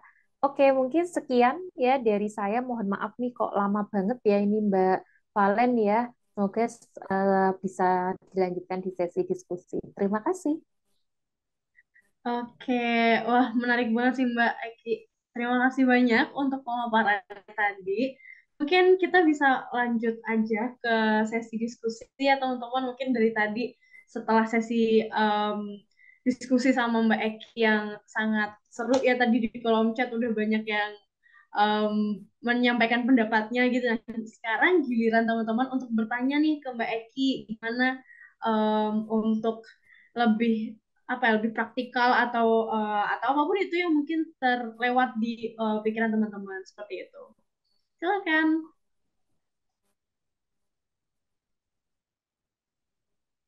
Oh, udah ada yang masuk nih Mbak dari Kak Gasya Dimar. Oke. Kak Gasya apakah bisa dibacakan ataukah memungkinkan untuk dibaca langsung dan ditanyakan ke Mbak Eki? Sama tadi sepertinya ada pertanyaan sebelumnya ya dari Mas Jimmy ya Mbak Valen ya sepertinya tadi. Bagaimana Mas Jimmy? Apakah yang tadi mau di ini juga? Oh, oke. Tidak apa-apa Kak Gasya. Mungkin bisa aku bacakan ya Mbak Eki. Dari Kak Gasya, Mbak mau nanya, saya memiliki kelebihan dalam menulis artikel, terutama dengan materi olahraga dan teknologi. Saya dari Januari tahun ini mencari website untuk menulis lepas atau freelancer, tapi kok susah ya Mbak, utamanya sih kurasi tulisan yang lama. Adakah saran atau guidance untuk saya? Silakan Mbak Eki. Oke, oke, Mbak Gesya ya, Kak Gesya. Kak Gasya. Gisha. Iya, Gasya. Gasya Oke, Kak Dinar. Gesya. Oke, ya. Bagus itu udah cari-cari banyak, Kak. Yang dicari yang di dalam negeri apa di internasional nih, di luar nih. Kalau di Indonesia banyak 1.000 freelancer itu ya, Fiverr, banyak teman-teman. Itu saya tuh pernah punya datanya itu banyak yang website atau Mas Gase coba cari aja daftar. Jadi itu harus di-apply semuanya. Artinya sebenarnya kan sudah berusaha untuk masukin tapi belum ada gitu ya Kak Gase ya. Belum belum pernah ada tawaran gitu bukan Mas Gase? Lebih ke susah sih, Mbak. Jadi kayak Susah. iya, Oh, oke. belum ada tawaran juga. Belum ada tawaran. Oke. Untuk lewat media apa platform itu adalah salah satunya. Tapi menurut saya ada yang lebih penting sih, portofolio, teman-teman ya. Nah, kalau portofolionya belum, coba dari orang-orang terdekat kita. Ini karena penulis lepas ya, kalau nggak salah ya Mbak Valen ya. Mas Gasya ya. Iya, Penulisan tuh ya. Nah, kalau penulis lepas, saya rasa pasarnya itu adalah orang-orang yang ingin menerbitkan buku, gitu ya. Jadi kayak misalnya nih pengen, saya nggak tahu apakah fiksi atau non fiksi ini Mas Gasya ya.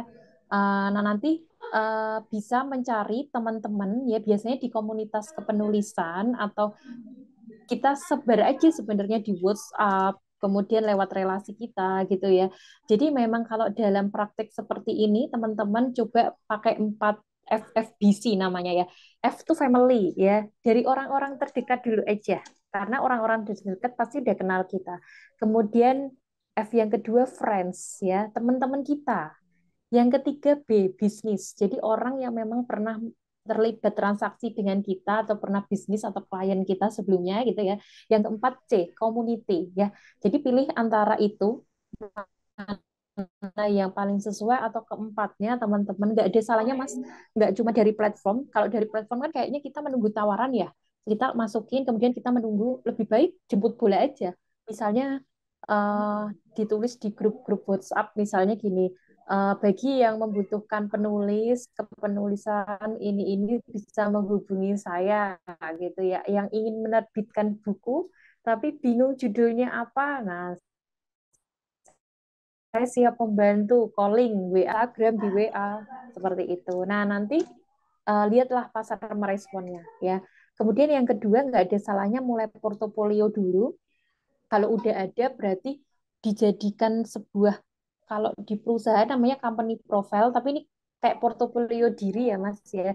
Nanti disebutin aja di situ namanya siapa, kemudian tulisan yang pernah terbit apa, kemudian pernah bermitra bekerja sama dengan siapa, itu juga bisa. Itu jadi personal branding saat orang tanya ke kita. Jadi nggak ada salahnya kita ini aja apa menawarkan diri teman-teman ya gitu. Jadi nggak harus menunggu siapa yang chat. Nah itu bisa jadi solusi ya. Komunitas itu dampaknya luar biasa sih Mas.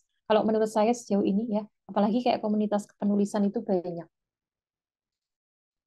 seperti itu.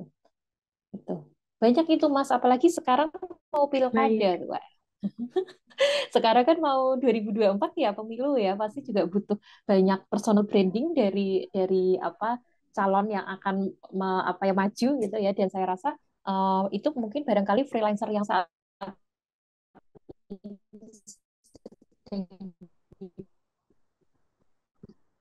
untuk buat personal branding orang gitu. Mungkin itu Mbak. Oke, Mbak Eki. Semoga menjawab ya, Kak Gasya. Ini kita udah ada sekitar 4 penanya lagi nih, Mbak, yang udah antri gitu ya. Jadi mungkin kita bisa lanjut aja ke Kak Ovi. Silakan, Kak Ovi. Baik, terima kasih Mbak Valen atas waktunya. Sebelumnya saya mohon maaf, ini saya off cam ya Mbak ya. Pertama saya terima kasih kepada CDC Visipol UGM yang sudah memberikan wadah untuk kita semua untuk webinar Financial Goals kali ini ya. Nah, dan juga Mbak Eki ya, terima kasih tadi berbagai materi yang saya rasa sangat penting dan mengedukasi sekali. Nah, dua yang 50, 30, 20 rules. Tadi contoh konkret Ya. mahasiswa ya Mbak ya. Konkret saya nih Mbak. Misalkan, nah ini kan posisi saya adalah fresh graduate dan sedang mencari kerja gitu ya Mbak. Kadang saya tuh insecure dengan kondisi saya. Mungkin teman-teman yang di sini mungkin merasakan hal yang sama. Kayak as Gen Z, saya tahun ini akan menginjak usia 26 tahun.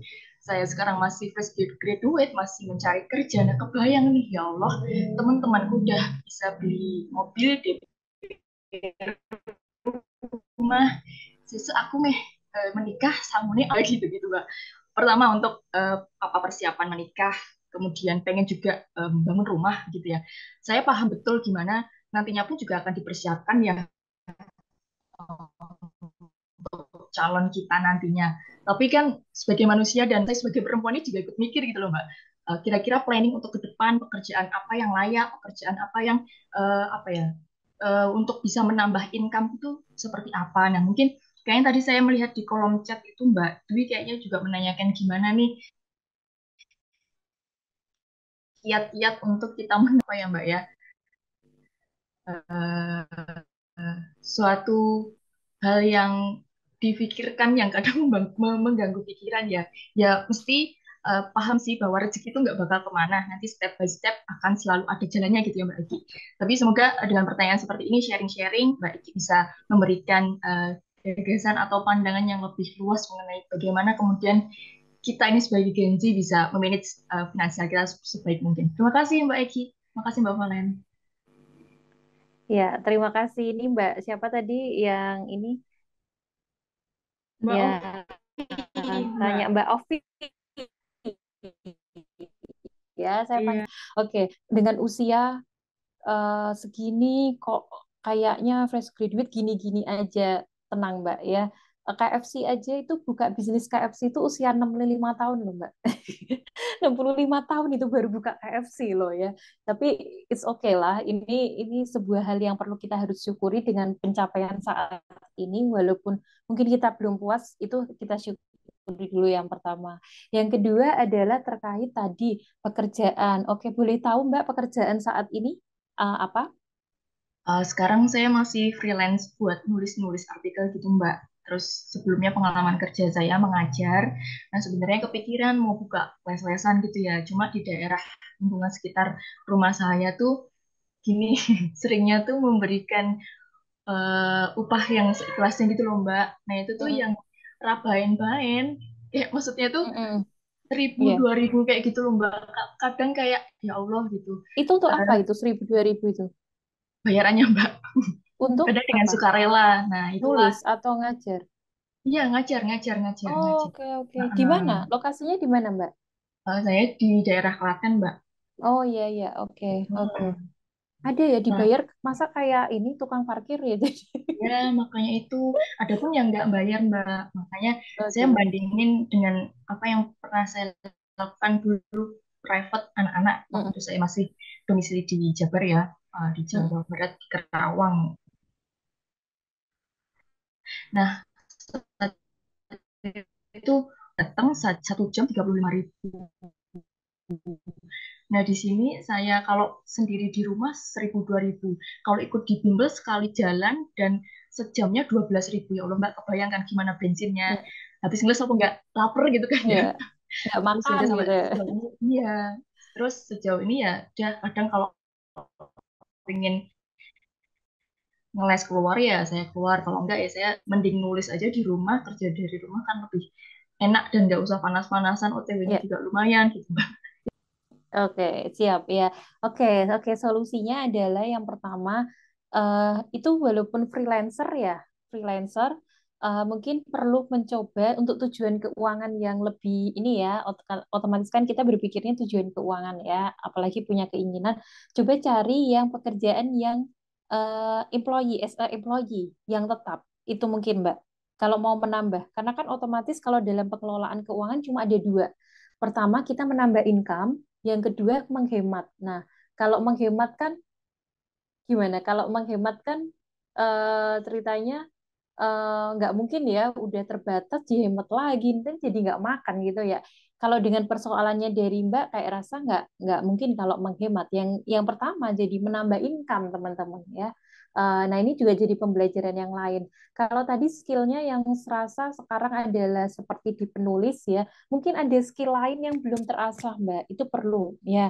Atau skill yang ini tapi untuk versi yang lebih luas lagi. Jadi nggak hanya online di Klaten ya, tapi bisa menjangkau seluruh Indonesia. Loh, gimana caranya join online course mungkin jadi mulai ngajar di situ teknik kepenulisan.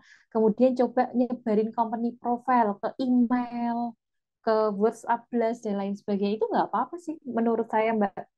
Karena itu dalam tahap kita memperluas pasar kita, walaupun kita lokasinya di Klaten, tapi kan sekarang semua pekerjaan bisa online dilakukannya. Itu kalau jadi solusi. Kemudian yang kedua adalah terkait tentang, saya nggak ngomongin tentang gaya hidup, kenapa? Karena itu udah batas ya Mbak ya, gaya hidup kan ini udah sewajarnya gitu. Mungkin lebih ke komunitas dan relasi, network itu yang perlu ditingkatkan, apalagi usia seperti Ovi ya, Mbak Ovi ya tadi Mbak Valen ya. Saya rasa usia yang masih sangat produktif ya, sampai 35 tahun tuh usia yang pasti kita kalau belajar itu nyerapnya tuh enak gitu teman-teman ya. Nyerapnya tuh enak, mudah, mau kerja di mana masih bisa ya. Bahkan banyak sekarang persyaratan pekerjaan maksimal usia 27, maksimal usia 30 tahun. Nah, jangan sampai kita nyeselnya nanti setelah 30 tahun. Duh, ternyata semua batasnya 30 tahun nih. Kemarin kemana aja gitu. Nah, nggak ada salahnya Mbak mulai mencoba keluar dari zona nyaman sih. Kalau menurut saya solusinya seperti itu. Dan yang tadi bayar 2.000, 1.000 dan lain sebagainya kok seperti harga kayak tukang parkir gitu ya Mbak ya. Nah, itu udah biarin aja tapi kita fokus yang mampu kita bisa di hiring lebih berkali-kali lipat dari itu. Itu aja sih mungkin fokusnya Mbak. Coba cari di internet atau di kesempatan apapun, di komunitas barangkali ya, mulai nyebarin kartu nama itu juga boleh. Barangkali nanti kita ketemu dengan networking yang lebih jauh bisa meningkatkan peluang yang lebih besar untuk menambah income. Karena persoalannya di sini kan sebenarnya menambah income ya. Walaupun punya tujuan keuangan, ya kita harus income-nya ada dulu gitu ya. Yang pertama fokusnya adalah nambah income dulu, Mbak Ovi. Terima Mungkin kasih Mbak Eki. punya skill lain di luar itu. Nah, itu saatnya dikembangkan sih. Kalau nanti kerasa telat, Mbak, gitu. Mumpung ini sekarang belum 30, it's okay, itu masih butuh waktu belajar dan gagal itu something yang lumrah dan wajar, ya. Daripada gagalnya di usia dia lebih dari 35 tahun, lebih baik ya kalaupun gagal gagal sekarang gitu. Tapi kita dapat pembelajaran lebih yang menjadikan kita bisa melompat lebih tinggi lagi. Mungkin gitu sih saran saya. Semoga menjawab. Terima kasih Mbak Eki. Ya, sama-sama. Oke, terima kasih Mbak Eki, Mbak Ovi atas pertanyaannya tadi. Kita lanjut ke pertanyaan ketiga ya Mbak Eki. Ini ada dari Mbak Dwi Isnawati. Mbaknya nanya tentang skema terbaik menabung untuk membeli atau membangun rumah. Itu gimana ya menurut Mbak Eki? Silakan. Oke. Ya, oke. Membeli atau membangun. Oke, bukan mencicil ya. Ini membeli itu kan versinya beda ya. Bisa membeli dengan cara kredit atau cash. Itu dulu sih mungkin. Boleh nggak saya dikonfirm membelinya dalam bentuk kredit atau cash? Itu aja dulu. Karena akan Cash beda. Mbak. Wah, Ya, cash ya. katanya Oke. cash. Ya. Cash ya. Ya itu. Nah, kita ngelihat penghasilan saat ini, Mbak. Dan kalaupun tadi kenapa saya tanya itu kalau kredit berarti maksimal 30% dari pemasukan saat ini ya. Katakanlah misalnya sekarang 5 juta penghasilan, berarti maksimal itu 1.500.000 untuk kalau mau KPR ya, kalau mau cicil per bulan itu untuk membeli rumah bener loh Mbak, itu beli loh rumahnya ya. Besok langsung langsung deal itu udah kebeli, tapi kan tanggungannya 15 tahun ke depan ya KPR ya. Ada yang sekarang 20 tahun dan bunganya tuh floating loh teman-teman. Nah, ini makanya kalau KPR tuh sesuatu sekali sih teman-teman ya. Kita makanya ini tadi concernnya di cash gitu. Kita ngelihat harga rumahnya sekarang berapa. Oke, boleh boleh boleh ini nggak nyebutin kira-kira berapa nggak Mbak? Dikira-kira aja. Estimasinya berapa tuh Mbak Dwi? Mbak Dwi ya estimasi supaya saya ada gambaran. Kalau di kalkulator nanti beda lagi apa memang lebih detail lagi ya. Oke, katakanlah misalnya katakanlah misalnya 500 lah ya, 500 juta misalnya ya. 500 juta kita harus punya target ngumpulin itu dalam waktu berapa lama. Dilihatnya dari kondisi keuangan kita saat ini, Mbak. Misalnya katakanlah sekarang 500 sampai 600 juta ya. Lebih bulat 500 kali ya, ya. Misalnya sekarang income misalnya 5 juta ya. At least karena potongnya setengahnya untuk biaya hidup ya. 2,5 berarti kan kita akan ngambilnya di porsinya setengahnya, 25%. 50% ya. 30 untuk playing untuk apa? Oke, katakanlah 30% lah ya untuk saving. Berarti 1.500.000 per bulan. 1.500.000 dikali berapa? Misalnya dikali berapa itu, Mbak? Mungkin 5 tahun ke depan atau 3 tahun ke depan ya. Itu kita ngelihat nih. Oke, katakanlah misalnya saya pengennya 3 tahun ke depan, Mbak. 5 tahun ke depan kelamaan gitu. Oke, 3 tahun ke depan saya bisa beli harga 500 cash.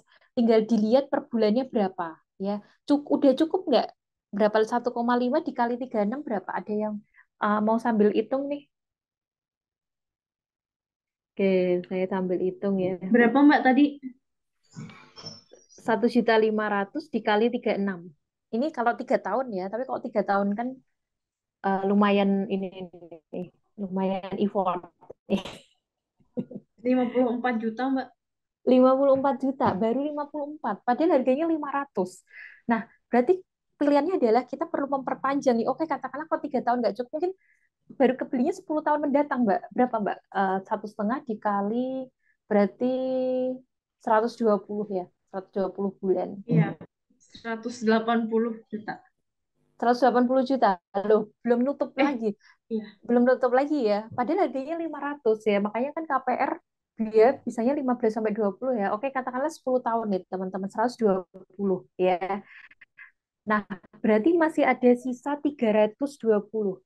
Nah, bisa jadi ini diinvestasikan teman-teman ya, karena kan kalau investasi kan returnnya nanti nggak turun sama harga, tapi akan naik ya karena inflasi ya. Jadi itu diinvestasikan khusus untuk beli rumah ya. Kemudian sisanya ini adalah PR-nya Mbak siapa tadi Mbak Dwi untuk menambah income ya.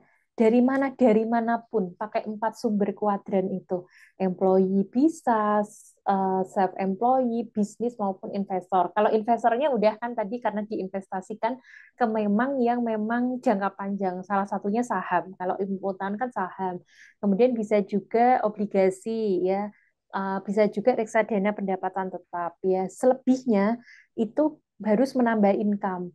Nah, nggak mungkin jadi employee ya teman-teman karena employee kan tiap bulan ya segitu ya. Berarti pilihannya antara jadi self employee ya as a content creator atau social media spesialis DLL atau menjadi business owner. Dah pilihannya udah itu. Tinggal cari peluang apa yang bisa dilakukan di 2 kuadran itu. Karena kalau business owner kan bahkan bisa jadi dalam waktu sebulan dapat 500 juta bisa ya. Itu kelebihannya business owner. Self employee juga sama ya. Dengan apa ya dengan skill kita ya, mungkin endorse sekali endorse 10 juta dan lain sebagainya kan kita nggak tahu ya peluang ya. Tapi memang yang sangat memungkinkan memang bisnis owner ya dengan bisnis online atau apapun. PR-nya di situ Mbak. Bagaimana supaya mencapai tujuan keuangan dalam waktu yang sudah ditentukan itu. Kalau mau dipersempit jadi 5 tahun lagi berarti perlu ditambah effortnya. Income-nya juga makin ditambah plus berapapun income-nya naik, gaya hidupnya harus sama, jangan naik. Jadi misalnya per bulan 2,5 juta, besok tiba-tiba dapat 20 juta per bulan, teman-teman. Gaya hidupnya tetap 2,5 juta gitu. Lain halnya kalau besok tiba-tiba per bulan 20 juta, gaya hidupnya 10 juta, it's okay. Berarti sama aja kan teman-teman ya. Nah itu salah gitu ya. Jadi lebih baik tetap 2,5 juta walaupun penghasilannya lebih karena itu yang nantinya akan kita gunakan untuk membeli tujuan keuangan kita itu.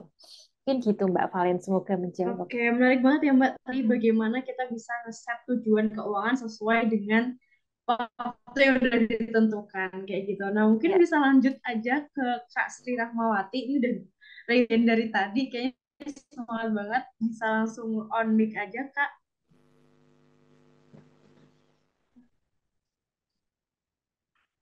Halo, Kak Sri Rahmawati, apakah bersama kami? Halo Mbak, ya maaf sebelumnya. Iya, Eh, silakan. jadi terima kasih ya untuk Mbaknya. Di sini dari tadi kan banyak yang mention, tapi kan tuh udah yang pada kerja mbak-mbaknya sama yang banyak nanya itu. Nah, saya pengen bertanya dari sisi mahasiswa. Kan banyak apa ya, kadang tuh istilahnya kayak culture hustle gitu ya. Banyak ikutan organisasi, ya ikutan kegiatan kuliah, juga punya kesibukan aktivitasnya masing-masing. Nah, ada di situ saya tuh kan pengen ikutan kayak freelance gitu atau paid partnership, paid paid bukan Paid internship paid Promote. partnership, yang paid internship magang ya, berbayar itu, iya. magang yang berbayar. Nah, di situ tanggapannya mm, Mbak Rizky Mbak Rizky sendiri tuh gimana sih terkait kayak culture culture hustle sendiri, gimana cara kayak memanage antara kuliah dan antara kesibukan dia ikut organisasi sama kegiatan freelance dia, paid partnership dia. Nah, terus yang kedua itu kayak saya kan sama Mbak yang tadi nanya, Mbak Ovi, mungkin saya juga kayak um, bakatnya bukan bakat sih, lebih ke suka menulis kayak gitu. Nah, dari Mbak Rizky tuh ada saran nggak kayak freelance atau apa yang bisa buat ngembangin bakat nulis saya tapi bisa menghasilkan cuan juga tapi untuk kelas mahasiswa gitu. Dan di situ terus tadi juga ada menyebut eh, lebih baik uang yang mencari kita. Nah, itu tuh mendingan kita belajar dulu, eh, mengembangin bakat kita dulu. Kayak misalkan saya suka menulis naskah film, jadi mungkin saya belajar script writing dulu. Setelah itu saya kayak produce sendiri tulisan saya. Nah, nanti bakalan ada misalkan sutradara atau siapa yang bakal menarik tulisan saya gitu, atau bagaimana Mbak? Terima kasih Oke, pertanyaannya. siap. Mohon maaf kalau misalkan kurang jelas. Oke, siap. Terima kasih Mbak ini ya. Oke, saya panggilnya Biasa dipanggil Ama. Mbak Ama. Oke, ya, Ya. Mbak Ama. Ya, Mbak Ama, saya akan jawab tadi per poin ya, tapi secara garis besar tangkap tadi terkait tentang side hustle ya, teman-teman. Bisa ya. Jadi intinya teman ini masih semester Masih berapa? semester 2. Ya. Semester 2, oke. Semester 2, ya teman-teman, semester 2 itu kan baru banget ya, Mas jadi mahasiswa ya. Ini adalah saatnya masih sangat belajar Ya. ya. Yang pertama adalah banyakin belajar ya dari berbagai sumber. Belajar kan nggak cuma dari sumber cetak, tapi juga sambil ngobrol sama orang itu belajar, teman-teman. Semakin banyak ngobrolin sama orang, itu semakin kita banyak tentang tahu ya, terutama ngobrolnya hal positif ya, bukan gibah ya. Oke, nah kemudian yang kedua adalah join komunitas-komunitas di mana Mbak Ama ini passion di situ ya. Berarti ini kepenulisan. Dulu saya dari semester 1, dari mahasiswa saya dari SMA saya join FLP Mbak, Forum Lingkar Pena. Apa Mbak Nah, namanya? itu salah Apa? satu yang mungkin bisa forum Forum. lingkar pena. Itu tiap daerah ada. Iya, kebetulan saya dulu dari SMA tuh penulis Oh iya. cerpen ya. Kemudian pernah dipublikasikan di majalah-majalah juga di koran. Waktu itu cuma juga dapat fee ya. Waktu itu terus kuliah pun juga sering untuk nulis-nulis di media cetak ya. Nah, dari situ saya belajar saat saya dipercaya untuk nulis itu malah justru banyaknya dari komunitas ya teman-teman ya. Komunitas yang kita temui akhirnya jadi network, jadi koneksi, jadi jaringan kita ya itu semakin banyak kita ketemu komunitas yang sesuai itu semakin kita akan belajar banyak hal baru ya. Peluangnya datang, belajar hal barunya jelas karena sering ikut training tiap minggu. Jadi makin pinter nulis teman-teman gitu. Nah, itu kemudian akhirnya jadi cuan dengan komunitas ya. Bisa jadi ini sebagai ide, temukan teman-teman yang sefrekuensinya ama, mungkin 3 sampai 5 orang bikin grup ya, kemudian bikin aja sebuah apa ya, sebuah project bersama ya, tawarin ke orang. Karena mungkin kalau kita seorang diri masih pusing ya, ini nawarinnya gimana, udah kita join aja grup.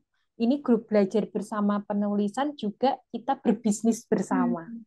Tawarin tuh company profilnya ya, atau orang langsung aja nih apa ini? Oh ya nanti ya. Oke, nanti langsung aja kan, jadi orang tertarik dengan portofolio. Semakin banyak portofolio bermitra, semakin kita dipercaya sama sama ini ya, sama customer seperti itu. Kemudian mungkin ada pertanyaan yang belum terjawab, Mbak Ama, Iya, barangkali. sudah terjawab sih, Kak. Terima kasih, Mbak. Hmm, Mbak Ris. oke. Sip, sip. Itu aja sih, masih semester 2, masih waktu banyak buat belajar ya. Dan nggak Ya, cuma di satu bidang aja, tapi semakin banyak bidang yang kamu belajar, semakin peluangnya akan semakin banyak. Itu. Jadi nggak cuma bidang kepenulisan, tapi kan banyak ya. Pasti kita juga ya, passionate di hal-hal yang lain gitu. ya. Terima kasih, Mbak. Sama-sama, ya. Baik. Terima kasih Mbak Eki tadi pertanyaannya udah dijawab gitu ya. Semoga Kak Amam bisa mempraktikannya gitu ya, kan masih ada waktu lebih panjang lagi. Mungkin ini pertanyaan terakhir nih Mbak Eki sebelum kita menutup sesi diskusi yang menyenangkan dan sangat insightful ini dari Kak Immanuel Devito. Jadi Kak Immanuel bertanya nih, Mbak Eki, untuk meminimalisir resiko dalam berinvestasi, khususnya saham, ada yang namanya metode diversifikasi atau simpelnya don't put apples in the same bucket. Yang saya tanyakan, lebih baik diversifikasi dilakukan dengan invest pada instrumen yang sama namun sektornya yang berbeda, atau mending dilakukan invest pada instrumen yang beda sekalian, Mbak Eki? Gimana ini, Mbak? Oke. Oke, ini tergantung dana alokasi yang diinvestasikannya berapa, Mas. Ini pengaruh ya, dan tergantung tujuannya. Selalu saya bilang tentang investasi itu tujuannya apa? Tujuannya jangka pendek 1 tahun, jangka menengah 3 sampai 5 tahun, atau jangka panjang lebih dari 5 tahun sampai 10 tahun. Itu dulu. Kalau untuk jangka pendek, tadi satu satu apa ya, kayak misalnya reksadana ya, udah di sekitar itu, tetapi diversifikasi aja di jenis investasi yang sama karena sama-sama jangka pendek. Tapi kalau jangka panjang saya rasa diversifikasinya di investasi yang beda-beda aja supaya kita juga sama-sama belajar, tapi harus tahu produknya dulu ya. Karena kalau jangka menengah sama jangka panjang itu agak beda. Tapi kalau untuk jangka pendek saya rasa cari investasi ini uh, jangka panjang itu cari investasi yang dari teman-teman tuh paham betul. Jangan asal-asalan ya teman-teman, karena ini pengaruh banget ya untuk ke depan. Tapi kalau untuk jangka pendek boleh dicari return paling tinggi, itu boleh. Dicari yang paling paham. Yang kedua adalah cari yang benar-benar memang itu untuk 1 tahun gitu ya, kayak reksadana, deposito, mungkin P2P lending itu juga ada yang 1 tahun. Emas itu kayaknya nggak 1 tahun, dia lebih dari 1 tahun. Kalau 1 tahun harganya masih sama, stabil, karena dipotongnya juga ada biaya-biaya pemotongan ya teman-teman ya. Tapi untuk investasi yang real, yang dia pencairannya cepat, lebih baik ya di yang sama ya, yang memang udah paham di situ. Itu aja sih, itu saran. Tapi kembali lagi kalau soal investasi, kita sebagai perencana keuangan itu nggak bisa. Oh, Mas ada ini ya, bocor ya suara. Oke, jadi kalau kita sebagai perencanaan kita nggak boleh condong di sebuah instrumen ya teman-teman ya. Mungkin itu sih yang perlu ditekankan, adalah tergantung tujuan keuangannya, Mas. Yang kedua, dana diinvestasikan berapa. Kemudian yang ketiga, saya rasa kalau mau kita belajar, coba cari instrumen yang berbeda. Akhirnya kita sama-sama belajar di situ. Itu sih. Mungkin semoga menjawab ya.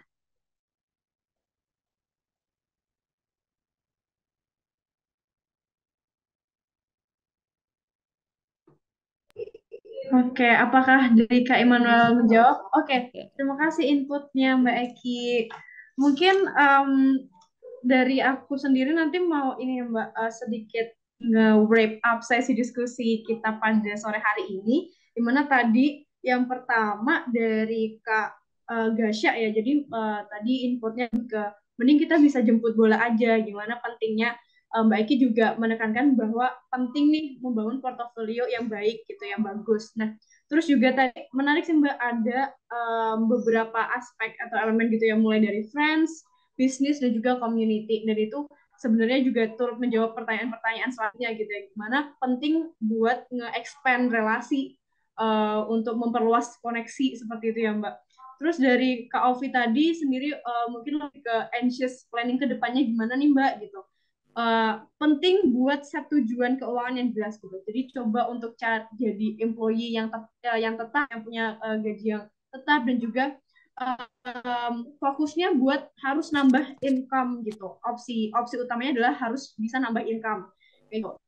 Lalu untuk dari pertanyaan selanjutnya tentang skema nabung beli rumah kayak gitu. Kalau misalnya emang pengen yang cash, ya pintar-pintar cari peluang, expand income yang lebih luas lagi gitu. Bagaimana kita bisa mencapai tujuan keuangan sesuai dengan waktu yang sudah ditentukan gitu. Terus dari Kak Ama sendiri tadi sebagai mahasiswa gitu ya Kak, mungkin masih pengen mencari banyak hal gitu, menggali lebih banyak tentang diri sendiri, dan ya itu sih setuju banget dari masukan dari Mbak Eki kalau misalnya kita emang harus banyak belajar dan juga ngobrolin hal-hal positif, join komunitas dan lain sebagainya, karena ya dari situlah kita bisa kemudian bisa mengembangkan diri sendiri dan juga ntar bisa mendapatkan income yang lebih gitu.